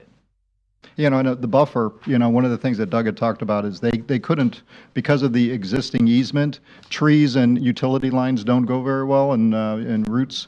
So the code requires them to still plant those trees, but plant those on different portions of the site. So one of the areas that got the benefit of that was the back behind where the residential is, you'll see more trees that are lined up back over there. It creates a bigger buffer for that residential. So. Very good. Any other questions for staff? Mr. Chair, Yes, sir. I think last month or within the last 2 months, we had approved another hospital or inpatient facility on Clyde Morris and Mason. Yeah, there was actually a straight rezoning. It was a rezoning to a hospital zoning designation. When they come in, they're going to have to go through that site plan process. That's where they're going to demonstrate everything that they've demonstrated with this application, that they have to meet parking, they have to meet traffic, they have to meet stormwater. So all of those things will be demonstrated. The zoning of that last one was actually just to allow that use at that location. My concern is glut. I'm sorry? My concern is glut. Glut? Yeah. Okay. When you look at the fact that we have the propensity for 80-bed inpatient at this particular site, then you have the one on Clyde Morris and Mason, that's another 50-bed. And then we have a Halifax Hospital, less than a mile away, and Memorial Hospital System is requesting unlimited beds. Was there a need by the hospital administration that all these beds were needed, or, and what if they So don't? are you familiar with the average age of the greater Daytona Beach? I had to. We need more nursing homes and assisted nursing homes. Well, Hospital, you know. I'd like to interject something. And then we have the veterans. This is a rehabilitation hospital, so it's a little different animal than a regular hospital. Patients will be there for weeks, maybe longer, rehabilitating. But we do have rehabilitative facilities, nursing homes. Not the same. Here. Yeah, and I think the applicant can speak to this. They're the experts on what they do, and they can talk about the need in the community. What a good segue. Let's have the applicant come up and do just that. Well, speaking is probably on the open Thank you, Don. here in the room. Let the record reflect, and it's just called me an expert. I'm just kidding. Jessica Gao with Cobb Cole Law Firm, 149 South Rodrid Avenue, Daytona Beach, Florida.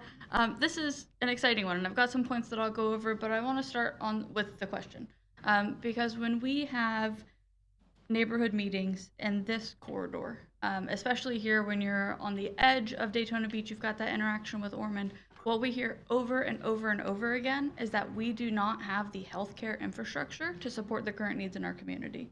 It's on every meeting. Our hospitals are on code red. They have no beds. They have patients in the hallways. It hasn't changed since COVID. We hit that peak and it's kind of maintained. And so I'm excited about these uses. I will differentiate why this one's a little different. But I think that any medical use coming into the market, even the other healthcare providers are like, yeah, we've all got enough capacity. You know, we want to have those wait times reduced. We want to get people having care. The exciting part about Encompass is that it is a specialty rehabilitation hospital. This is part of what goes into that tricky parking discussion and things like that, is that on a zoning level, the city has a hospital, which this isn't, and a medical office or clinic, which it also kind of isn't, but it's closer to the medical office or clinic than it is a full hospital, which is licensed by the state. And so it's being permitted under that use, but the parking characteristics in operation is more like a standard hospital. So this is an inpatient care facility where they stay. Most of them are transported by ambulance from other hospitals so that they transition care here to get that care that they need, either in occupational, speech, physical therapy, all of those different services. So what this really does is takes the long-term care needs of individuals who are currently in our overcapacity hospitals that are supposed to provide acute care and transition them to this specialty facility where they can get the care they need and free up beds in the acute care facilities for residents who have those trauma and high need events.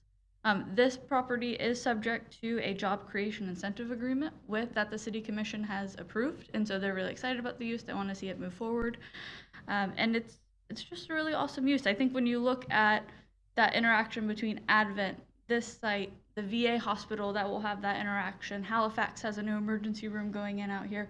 So there is a lot of medical in this corridor, but I think it's something that our residents see that we need. And the prop share is going to County Council on 4/2. It went to City Commission last week, goes to County Council next week. The check is on its way to me, so I can walk it upstairs right after the hearing to pay. So There you go with that Mr. cash carrying conclusion. Do Yeah. you have any comments? Mr. Robinson. Let's talk about staffing. We have all these medical facility or in this medical area.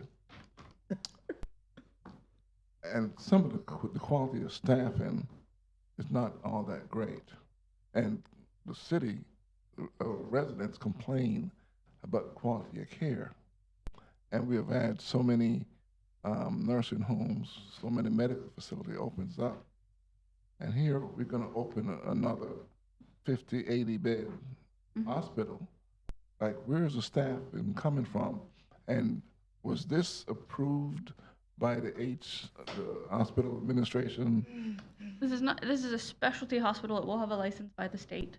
But it is not in the bid system on if you need another hospital facility or not on a major hospital type facility review. But I'll say that I think, one, it's conjecture because I don't know that it relates to this site plan, but the impact we have, the residents who are complaining, I think part of it is that our staff is over capacity because you have the severe need in hospitals and medical facilities. And the staff at this facility, which we will create because we have that job creation agreement with the city commission, will be specialized. If you look at Campus Health Online, their history and their track record of care, they will have dedicated individuals in this facility to provide care to these citizens who would otherwise be waiting for care in a standard hospital. I understand all that. What I'm asking about is where are they gonna get the staff from? The medical technicians? Where are they gonna get the staff in to complete? The Daytona State College nursing camp. Because part of the issue is that they're taking from one out, they're moving from hospitals to hospital or medical facilities to medical facility based upon the pay scale, etc. And so if you listen to some of the residents, right, when they go to one hospital, and that hospital doesn't have the staff to provide the care for the addition, for the amount of beds that they have, and now you say, oh, let's make more beds, but where are they getting the staff from? Where those staffing is gonna come from to meet this facility? And what happens? I think healthcare workers are a targeted industry that we're looking for in our community. We've got plenty of training in our 6 colleges and universities for it. And although we're not at 1,000 a day anymore, we are still at 800 people a day coming into Florida. And a lot of those people are coming to Volusia. So, I mean, it will be staffed. So there is a staffing plan in place? But they wouldn't open a facility if they couldn't staff it. Well, yeah. There better be. Yeah. There better be from their standpoint that it would appear that you've got an entity that feels there's a market to be had and they're going to try to fill that market. Understanding that jobs may be challenging, they have agreed to a job creation agreement to say, we understand we need to fill these people with professionals. We're going to do everything we can, access wherever we can to be sure we get those people in. It's obvious from what Jessica's just saying, the need is there. It's no different than, I would love to have, twice as many servers at Stonewood where I live, but it's just sometimes the market forces can tend to be challenging. In this case, we are recognizing and trying our best to address that issue as opposed to just ignoring it, which I personally think is commendable. But it seems to me as if we're going to be diluting the current care that's there, because I don't see where they're going to get the staff for this particular facility. And then on board, we have the VA, who's advertising like crazy, and then right around the corner, there's a shortage at Halifax Memorial, and the other one that's going to open up within less than a mile. So we're going to have all these nice, beautiful buildings, right? And yeah, we're meeting the need, but we don't have the ability to meet the needs that's there, except for, oh yeah, we have a 50 or 80 bed facility, but there's nobody to staff it. Consequently, right, what happens? It closes and they move on to another area, usually. Right. Thank you, Mr. Upson. Appreciate your comments. Any other Any other discussion for the applicant, please? Seeing none? Thank you. Jessica, appreciate it. Okay, let's see, we do have one speaker on this item. Our good friend, Mr. Nicholson. John, still here? There you are. Oh, you're hiding in the corner there. You know the routine, please. Yes, John Nicholson, 413 North Grand Avenue. I spoke the last time we had this. Concept is when you go in for an operation, all right, take care of you, and then the doctor allows you to leave, No, they want to get. but not to your house. You still need a place to go. It is very expensive to stay in a hospital bed. This is that intermediary between your house and the hospital. They don't need surgical rooms. They don't need physicians. All of that stuff that is very, very expensive is at the hospital. And what happens is, well, you can sit in a hospital bed for $2,000 a day, or you can go to a residence like this for $500 a day. So what do the insurance companies prefer you to go? They want to spend $2,000 a day or $500 a day. So There's a need for this because it's a place between the two. All right? I went through this with my mother. I went through this with my sister. They sat for a week waiting for a bed to open. These are absolutely needed. Needed for the hospital, it's needed for the people. Because you want to get on with your life, and if you're in the hospital, you're really not getting on with your life. You need to get out into this facility and eventually go home. The idea of spending an extra week or two at a hospital waiting for a room to open up is of no benefit to anybody. This is that intermediary, and trust me, there are people coming in from the Philippines. Biden just allowed, in the last year, the medical staff that are sitting in Mexico into the United States, the Venezuelans. You know, Castro allowed them to have their medical staff gain money by working Venezuela. These people are getting paid $50 a month, and they can't buy anything. So they're leaving Venezuela in droves. They're coming up to Texas, and we want them.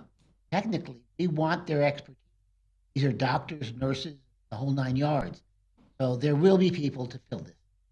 Thank you, John.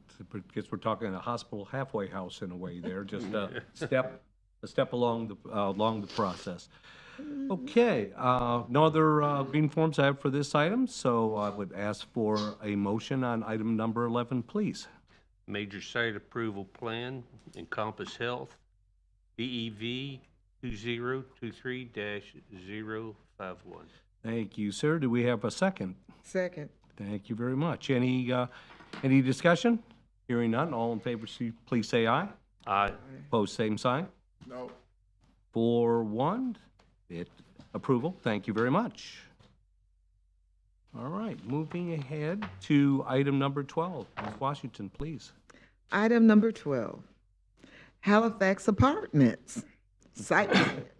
DEV 2023-450, quasi judicial hearing. Thank you. Doug, you're Hi, back. it's me again. Yes, sir. Doug Terrace, planner with the city. Excuse me.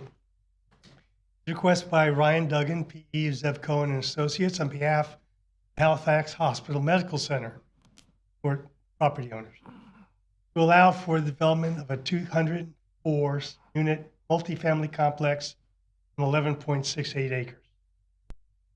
Property is located approximately 650 feet from the intersection of West ISB and Hagen Terrace, at the northwest corner of Hagen Terrace and Halifax Medical Center Drive intersection. Right there. The aerial shows it's undeveloped. The future land use is mixed use. And the current zoning is planned development in general. The history: in 2012, the City Commission approved HHMC PD to allow for mixed-use development on 77.5 acres. 2014, added First Amendment to expand from 77.5 to 93.5.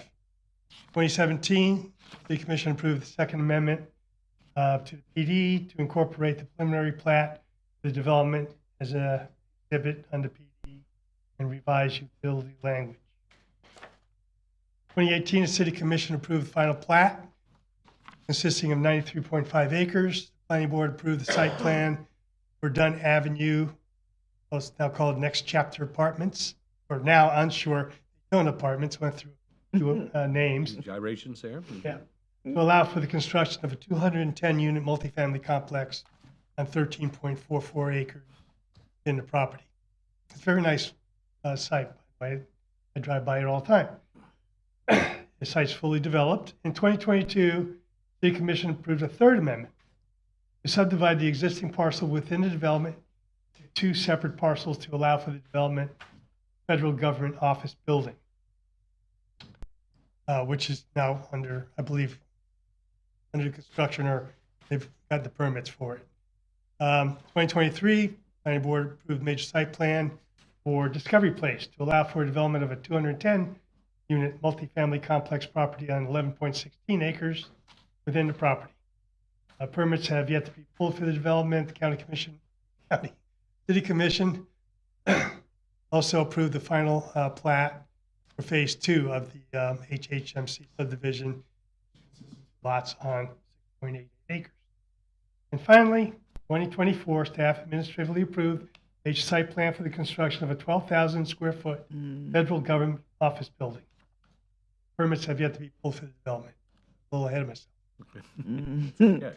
The project description, the applicant is now requesting approval of a major site plan to allow the construction of a 293,344 square foot multifamily complex with 6 buildings: clubhouse, pool, volleyball courts, pickleball courts, bike repair station, fire pit, cornhole, ping pong tables, and a pergola with hammocks. Almost sounds like Margaritaville. It does a little bit, yeah. Some similarities there. So this is this site plan. I oriented north to south. Let's see that, but it's in your staff report as well. This is a sample of the architectural elevations and the project details. Access. The applicant proposes to construct a driveway across access along the south end of the property. The driveway is proposed to connect to Beacon Terrace, the Volusia Mall property in the future. I highlighted generally where that easement will be, and then whoever develops on the mall side, would be obligated to complete that connection. Architectural City CRT has reviewed the proposed elevations for compliance with the PD and the LDC and found to be acceptable. TRT reviewed the landscaping, PD and the LDC and found it to be acceptable. Signage, the applicant proposes to construct one monument sign for development with a maximum height of 4 feet and a maximum sign area of 32 square feet, consistent with the LDC for multifamily complexes subdivision. And prior to the issuance of the site plan approval, again, the applicant will need to obtain approval and payment of proportionate fair share impacts, and required to, prior to the site plan approval letter and stamping, pay the impact. As far as tree preservation, prior to the issuance of the site plan approval letter, the applicant will be required to pay $3,000, which is $500 per tree, as required by the PD, in order to mitigate the removal of 6 required specimen property. Fences, upon the application for the fence permits, the proposed fence heights will need to be modified from 6 to 4 feet between the front lot line and the front setback of the proposed structures on the property in order to comply with the Land Development Code maximum fence height requirements. Other conditions, portion of fair share. I think I'm repeating myself there. All technical standards must comply with the Land Development Code, and proper completion of minor subdivisions and infrastructure to support those subdivisions or bonding satisfactory to the city. Staff recommends that provided all parking, traffic, tree preservation conditions are met, staff recommends approval of major site plan for the Halifax Apartments. to allow for the construction of a 204-unit multifamily complex on 11.6 acres of the HHMCPD. Majority vote, planning board members present and voting is required to approve the application. That concludes staff's presentation. Thank you, Doug. Just a couple comments or questions for me. One, love the parking. 559 as opposed to requirement of 408, so that's awesome. You mentioned that the concurrency certificate is forthcoming. It's in the process. It's not a matter of debate. It's going to happen. Yeah, it has to happen. It's a matter of when, okay. And, you know, I just have to mention the pickleball courts again, because I'm just super excited about that. I think that's awesome. I didn't know that. Yeah, no, I'm hiding it well for that. Any other questions for staff, please? Well, just a comment again. Halifax Hospital, it's a county hospital. They have a lot of money, don't have beds, but now they're building apartments. That is definitely a concern for me. The money usage, what are they using the monies for? Would the county benefit from those dollars from the apartment, or is that going strictly to Halifax? And, I mean, do we really need them right across the street? That sounds like an applicant question to me. Yeah. So, any other questions for Doug? He's saying he's looking for a way to You were expand, that and I don't blame him. Doug, I'm sorry. That's okay. With This is Jessica's that, show. we could ask the applicant. Hey, Jessica, come on back. Yeah. For the record, Jessica Gal, Caldwell Law Firm, 149 South Road Avenue, Florida. Last item. So this is part of the master planned plan district. 204 units. Halifax is not building them. They're under contract. I know, they're the current property owner, yeah. Oh, okay. So they're providing authorization. They've got it under contract, I think. Approved the box towards closing.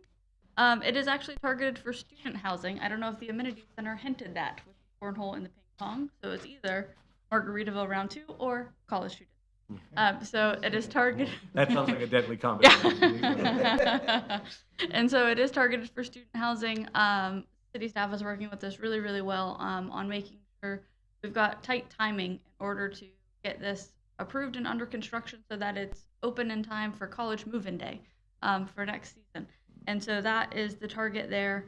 It does abut the mall. We're providing that cross access, which wasn't originally contemplated for the site. It is the Land Development Code requirement for commercial properties to provide that cross access. And I think it will work really well if the mall comes in and redevelops that area to have that connection so they can then get out to Clyde instead of going out the back to Dunn and across. The PD open space requirement, you can tell this one was adopted a little ways back because we've gone up, was 15%. They're providing 30%, doubled the required open space for the site. Great. The product type is 4-story, and there is a minor modification right now to allow for parking that is in excess of the requirements of the Land Development Code to compact space. And so as long as you do the minimum of 2 spaces per unit, if you've got parking over that, we're saying some of that can be. And so that's the requirement there. We've got 151 extras on this site, which is pretty crazy. And in terms of, you know, the need, this is kind of an extension of a project that the same developer did to the north, same kind of targeted student housing product. So it's always been envisioned them as a phase 2 of that project. Okay, just a question, Jessica, I had for you, and we were discussing this yesterday. I don't think I've seen on plans where there is a owner and there's a client. Who's the client? Is it the real estate agent? What is the client's relationship as compared to the owner? I'm hoping you might know, because I didn't. Where do you see the client? It's on page C1 of the final engineering plan. It lists Daytona Beach, SPE. SPE LLC. Yeah, so that is the entity that is under contract to purchase the site. Mm-hmm. And so the engineers are under contract with that entity because they're creating a work product for them. And so probably, I don't know. In general, in the real estate contract, the property owner would provide authorization for the entitlements to move forward. Once you'd have that in place, then section. Okay, just haven't seen it laid out quite that way before. Thank you. Any other questions for the applicant, please? Seeing none? Thank you. Thank you. Enjoy your evening. Okay, don't believe we have any green forms at this point. So I'd ask the motion maker, Mr. Baru, that you're doing such an excellent job. I know the feeling, believe me. Yeah. To ask if you would include all parking, traffic, and tree preservation as conditions for approval. We want to be sure we have that wrapped up, please. Okay, so make a motion, we approve item number 12, major site plan, DV 2023-450, Halifax apartment with those additional Oh, requirements. that was really good. Well done. Do we have a second on that? Second. Thank you very much. Any discussion? All in favor, please say aye. Aye. Opposed, same sign. Thank you very much. Pass 5-0 unanimously. Okay, folks, moving on to item 13. Lucky 13. Lucky 13. Item 13, redevelopment board approval requirements. Land Development Code Text Amendment, DEV 2024-193, legislative hearing. Fantastic. Thank you. Dennis, is this your item? This is my item, I yes. thought so. Thank Saw you. your name on it and Yeah. everything, so there we go. Dennis Mrozek, Planning Director for the city. So this request is a request by the Growth Management and Planning Department to amend Article 2, which is Administrative Authorities, and Article 3, which is Review Standards of the Land Development Code to modify procedures for redevelopment board application review prior to planning board review. A couple of the details on this. Some development permit applications with the city require review of the the redevelopment board prior to going to the planning board for review and recommendation before it gets to the city commission. This includes rezoning applications and special use permits. A quorum is required for that redevelopment board to take official action on that item. So a quorum being 4 members. They have to have 4 members present to be able to hear the item and to make an official vote and recommendation to the planning board and to the city commission. If the board fails to have a quorum, the agenda item cannot be heard, and it has to be heard in a future meeting. And then the delay can cause an uncontrolled hardship on the applicant, and uncontrolled that the applicant doesn't have the ability to control whether the item gets heard or not if we do not have a quorum. This recently came up at the Midtown meeting where you're asking about whether the U-Haul item was heard by the Midtown board. It went to the Midtown board. They did not have a quorum.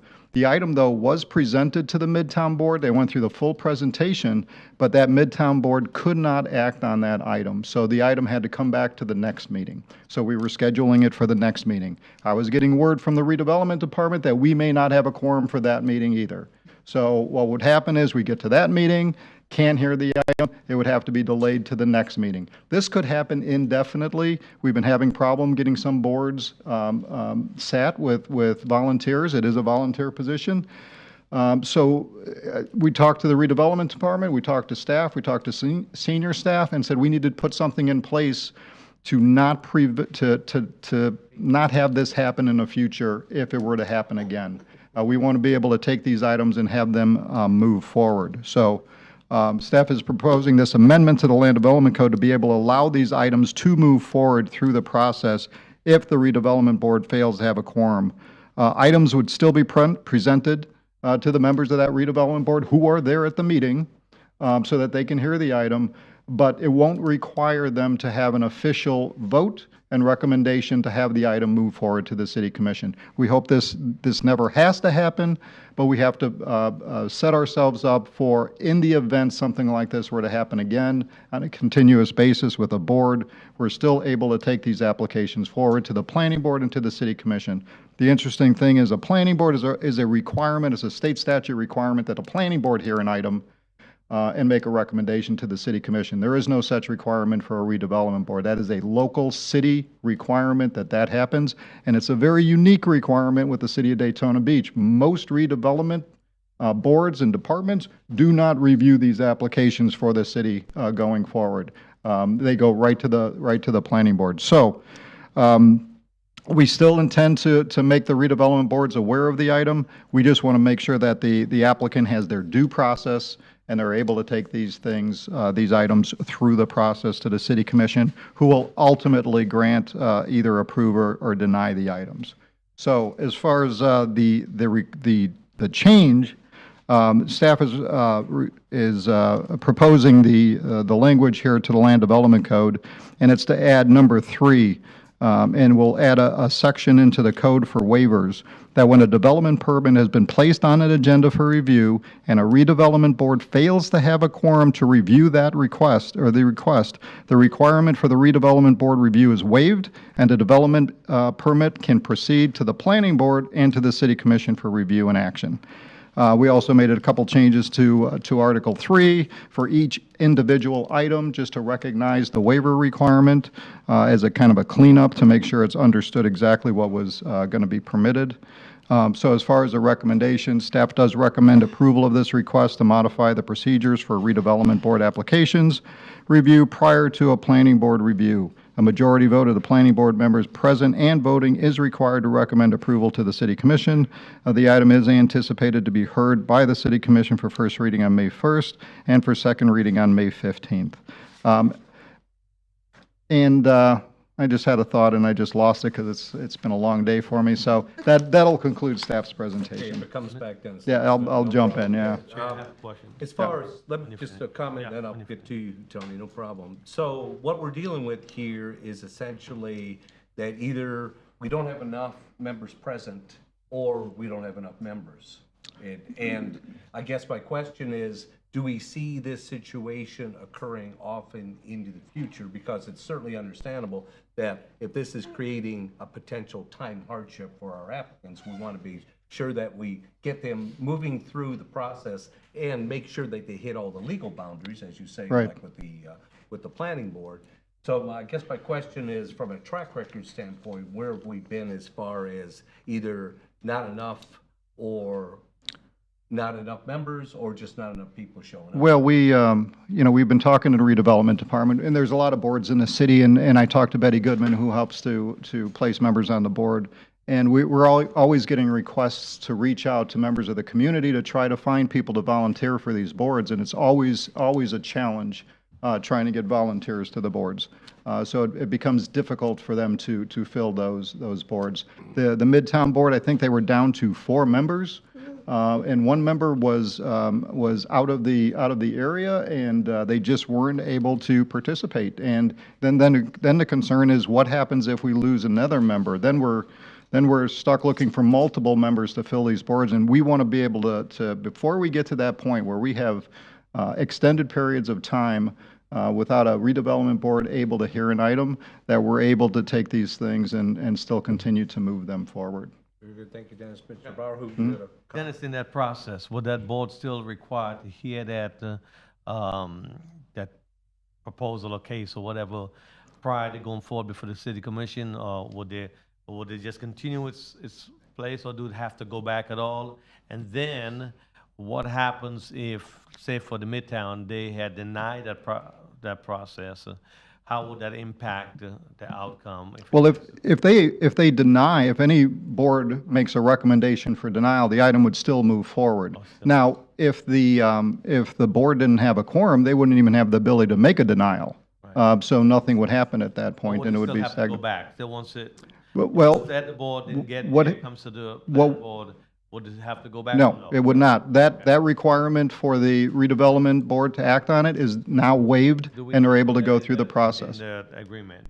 Excuse me? Do we need to put that in the agreement that the item will not be sent back? Well, the concern is that if they don't have a quorum, it's delayed again, and we're back to where we started, that it can't move forward to the Yeah, city I'm talking about, commission, and, but, after it has moved on. Yeah. Is it required that all no, after that point, if they don't have the quorum, then they hear the item, they just can't make a recommendation on it, and it moves forward. so they still have to present it? Yeah. Correct. Any other questions for Dennis? Yes, Mr. Robinson. Now, if you want to, is there, when the waiver, Mhm. and, because of the quorum, the failure to meet the quorum, should the applicant request the waiver, or do we automatically give them the waiver? It- And how many meetings, before the waiver kicks in? 2 meetings? It would be the first meeting when they go to that agenda. If somebody said to me, justice delayed is justice denied. They don't have that opportunity to move forward. So, But your so it's, amendments doesn't say that, though. well, it says that if the board, for when that item goes on that agenda, if they don't have a quorum, At the first that requirement, exactly, that first meeting when they're there, if they don't have that quorum, it's waived and they can move forward to the planning board. Well, you might need to add that to your amendments to be specific. Well, I'll tell you what, I'll work with legal to make sure the language is clear that it only has to go that one time, that it gets waived and then it goes Yeah. forward. And also that the applicant does not have to make that request. I think you want to stipulate that too. We will, I will work with them on the language to make sure that it's clear. Okay, thank you. Anything else for Dennis? Okay, and he's judge and jury on that, so we're past that. We have one item, green form here. Ms. Murphy, Sandy Murphy, please, name and address for the record, please. Good evening, Sandy Murphy, 136 Park Avenue. I understand the practical concerns here, but I think you are attacking the problem from the wrong end. The process of development in this city is already weighted towards the developer's input and opinion, by virtue of a process that requires a lot of back and forth between them and the staff. The initial public meeting that the developer has is the only opportunity that the general public has to have that kind of back and forth. And very often, what's presented is in a very broad context, very few. Other than that, the public gets 9 minutes to weigh in. 3 at the redevelopment board, 3 at the planning board, and 3 at second. So the viewpoint that the development board members bring and the discussion that they have, I think, is a very valuable level of input. They're the ones closest to the impact that whatever decision happens. So I think that theirs is a very important point of view. Now, there are nearly 84,000 residents of Daytona Beach. And Dennis said we've been reaching out. I think there's a big difference between reaching out and marketing a concept. You know, you can't just wait for people to come to you because you put something in the city manager's newsletter. People need persuasion that, number one, they need to understand what it is they could bring. They need to understand jobs so that when they look at it, they think, oh, I could do that. I think there's a lot more proactive approach needed so that people other than the half a dozen of us that show up everywhere all the time understand what happens at these meetings and what the role of these boards is. So I think that one exception maybe, although I hate to talk about exceptions, would be affordable housing, just because of the state mandates now for the way that we must expedite that. But I think the way that this is presented now prioritizes development over public input, and I'm asking you not to vote in favor of that tonight. Thank you. All right. Unless there's any further discussion, I would ask for a motion on Mayor, I'd item like to 15. kind of address that. Please. You know, what Sandy was talking about is, the people sorry. volunteering, for the, for different boards.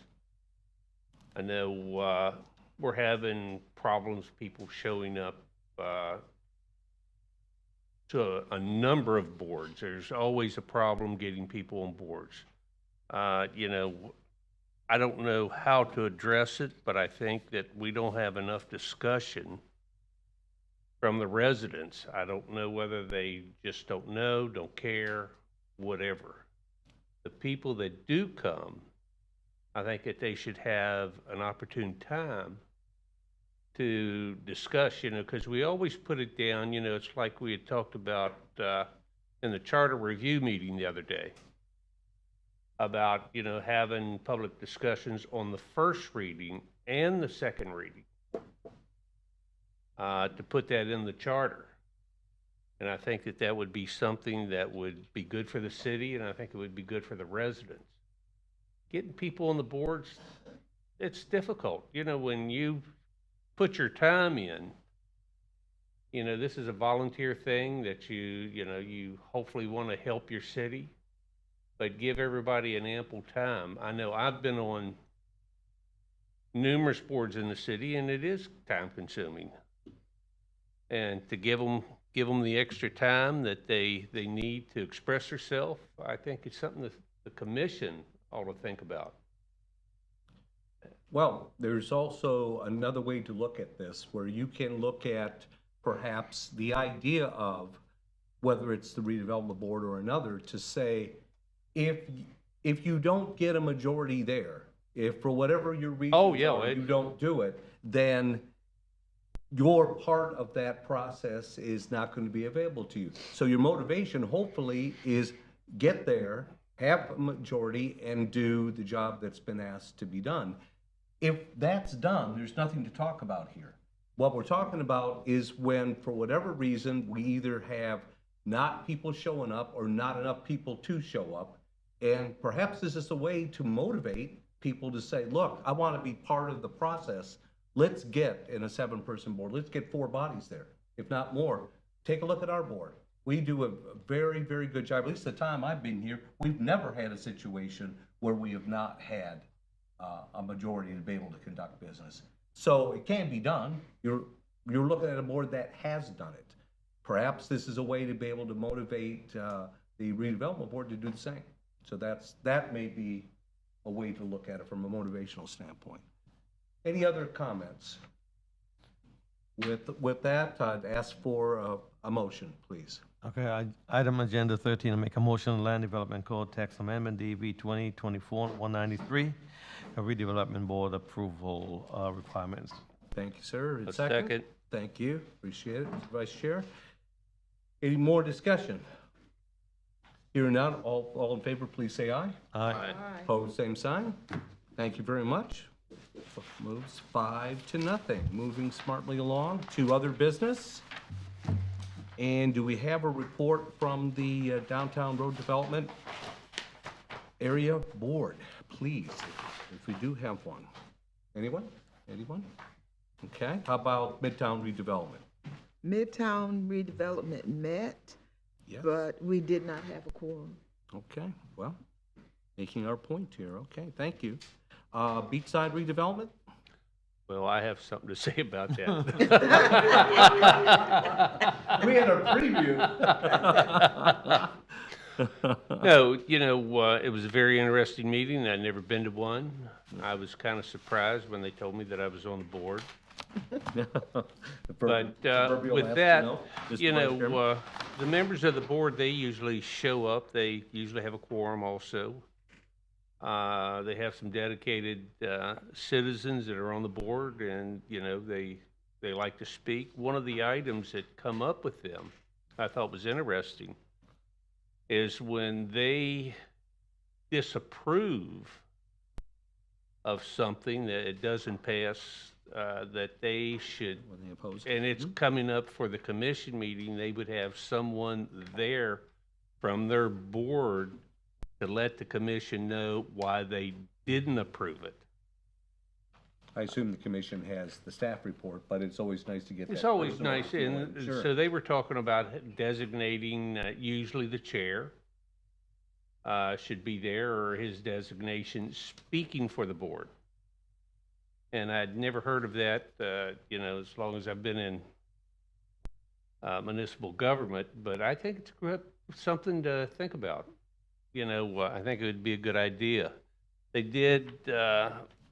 They are a very vigorous group of citizens.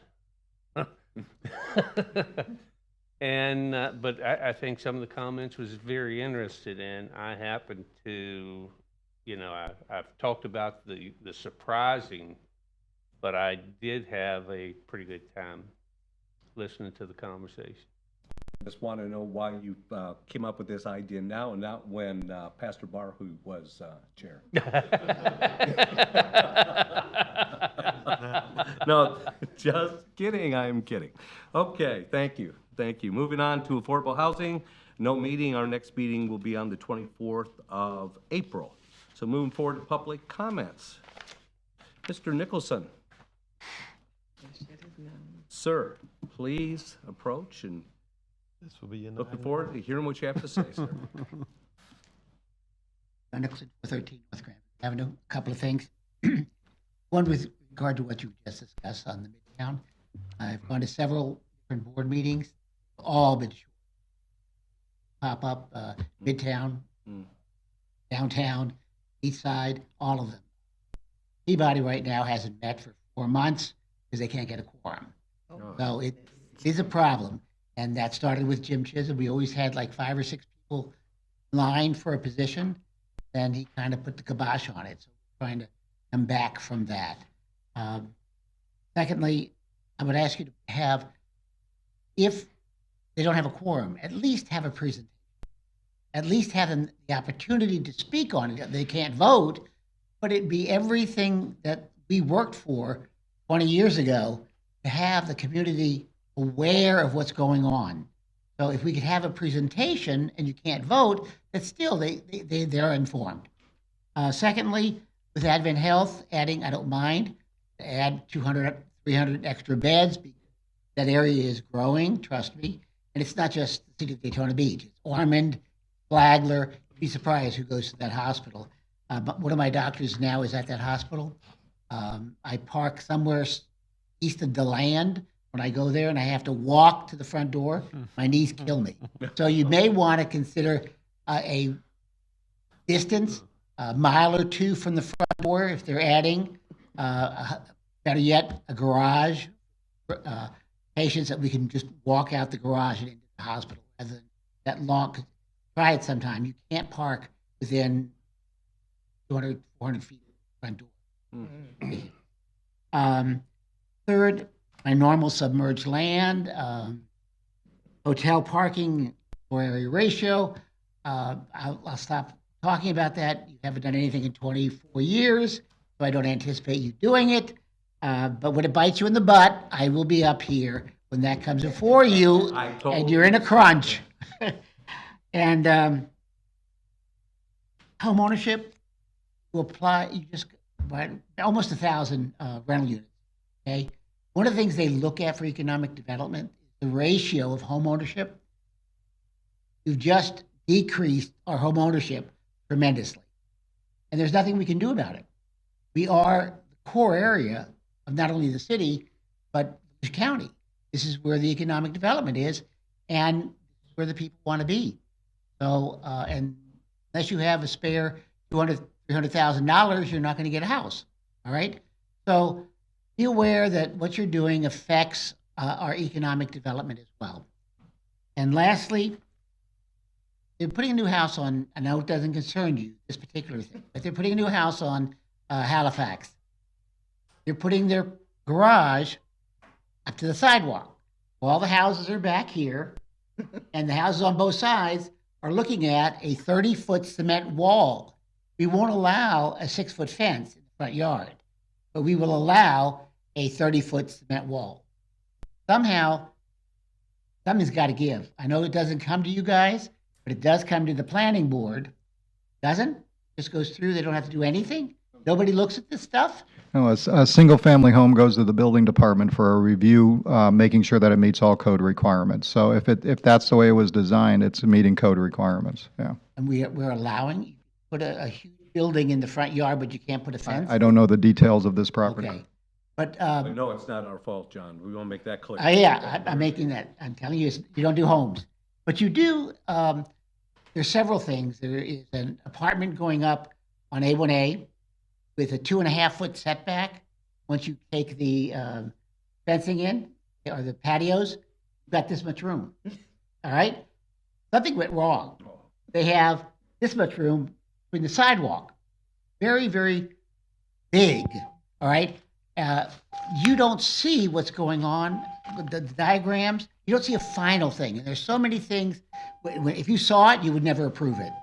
So, yes, I know it's beeping. Thank you, John. So, Thank you. have a good day. You too. You too. Staff, any comments? No comments. All right, very good. Last item, and I'm asking this on my behalf. Fortunately, I will be out of town both the April and May meetings, and I wanted to propose something to you folks. I had Dennis guarantee me that the April meeting will be very, very small, Vernon. So if I ask you to handle that one, I'm teasing, that perhaps we could consider moving our May meeting from the 23rd of May to the 30th. I'll be back in town. I'll be glad to put the saddles on. Will that work for everyone?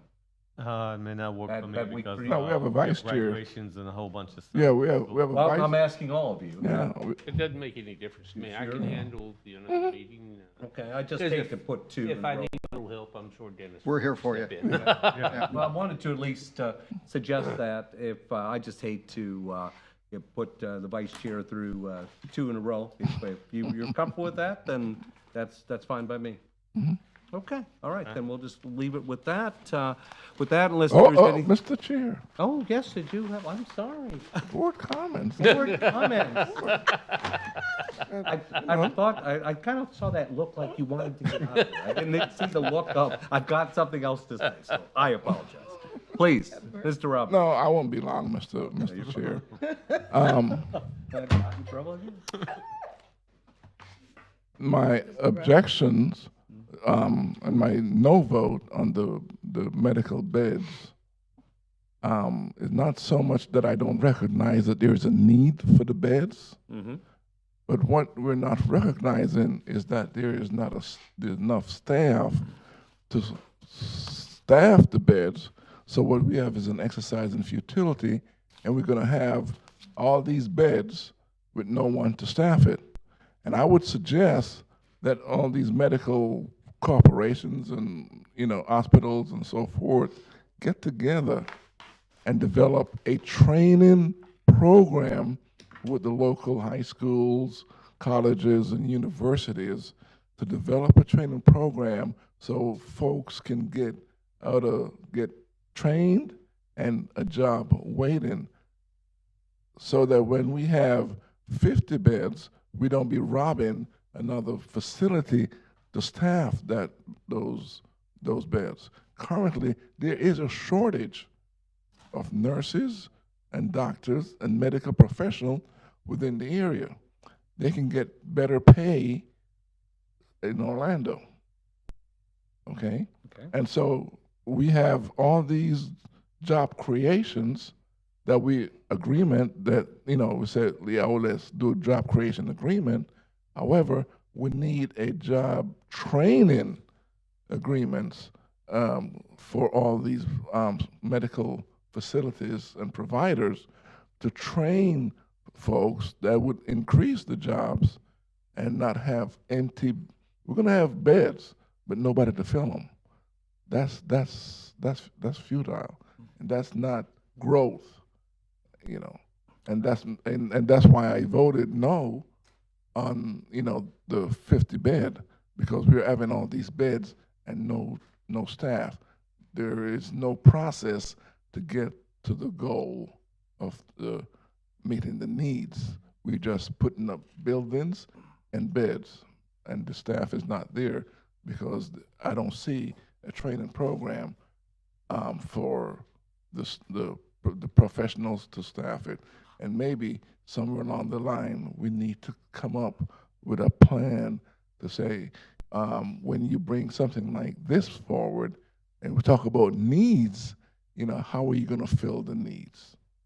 My hope is when we're talking about job creation, part of that is we can't create a job for people that are not trained to do it. So hopefully part of that whole scenario is going to be, that job creation agreement is going to be part of that, is training people to be able to do the job and create said job. It doesn't make any sense to create a job that no one can do. Economics, Mr. Chair. The reality is it'd be cheaper for them to get somebody from another facility, right?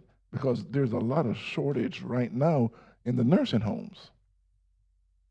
And so it's cheaper for them to get a nurse here than to train someone.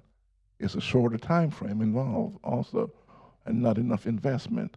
And I say that all these medical facilities and providers and the nursing homes need to get together and develop a training program, say, to guarantee folks that hey, look, this is the job creation, training to job, and a decent paying job for affordable living. Okay, very good. Thank you, sir. Thank you. Anyone else? Anyone else? Okay. With that, we are adjourned. Thank you very much. Appreciate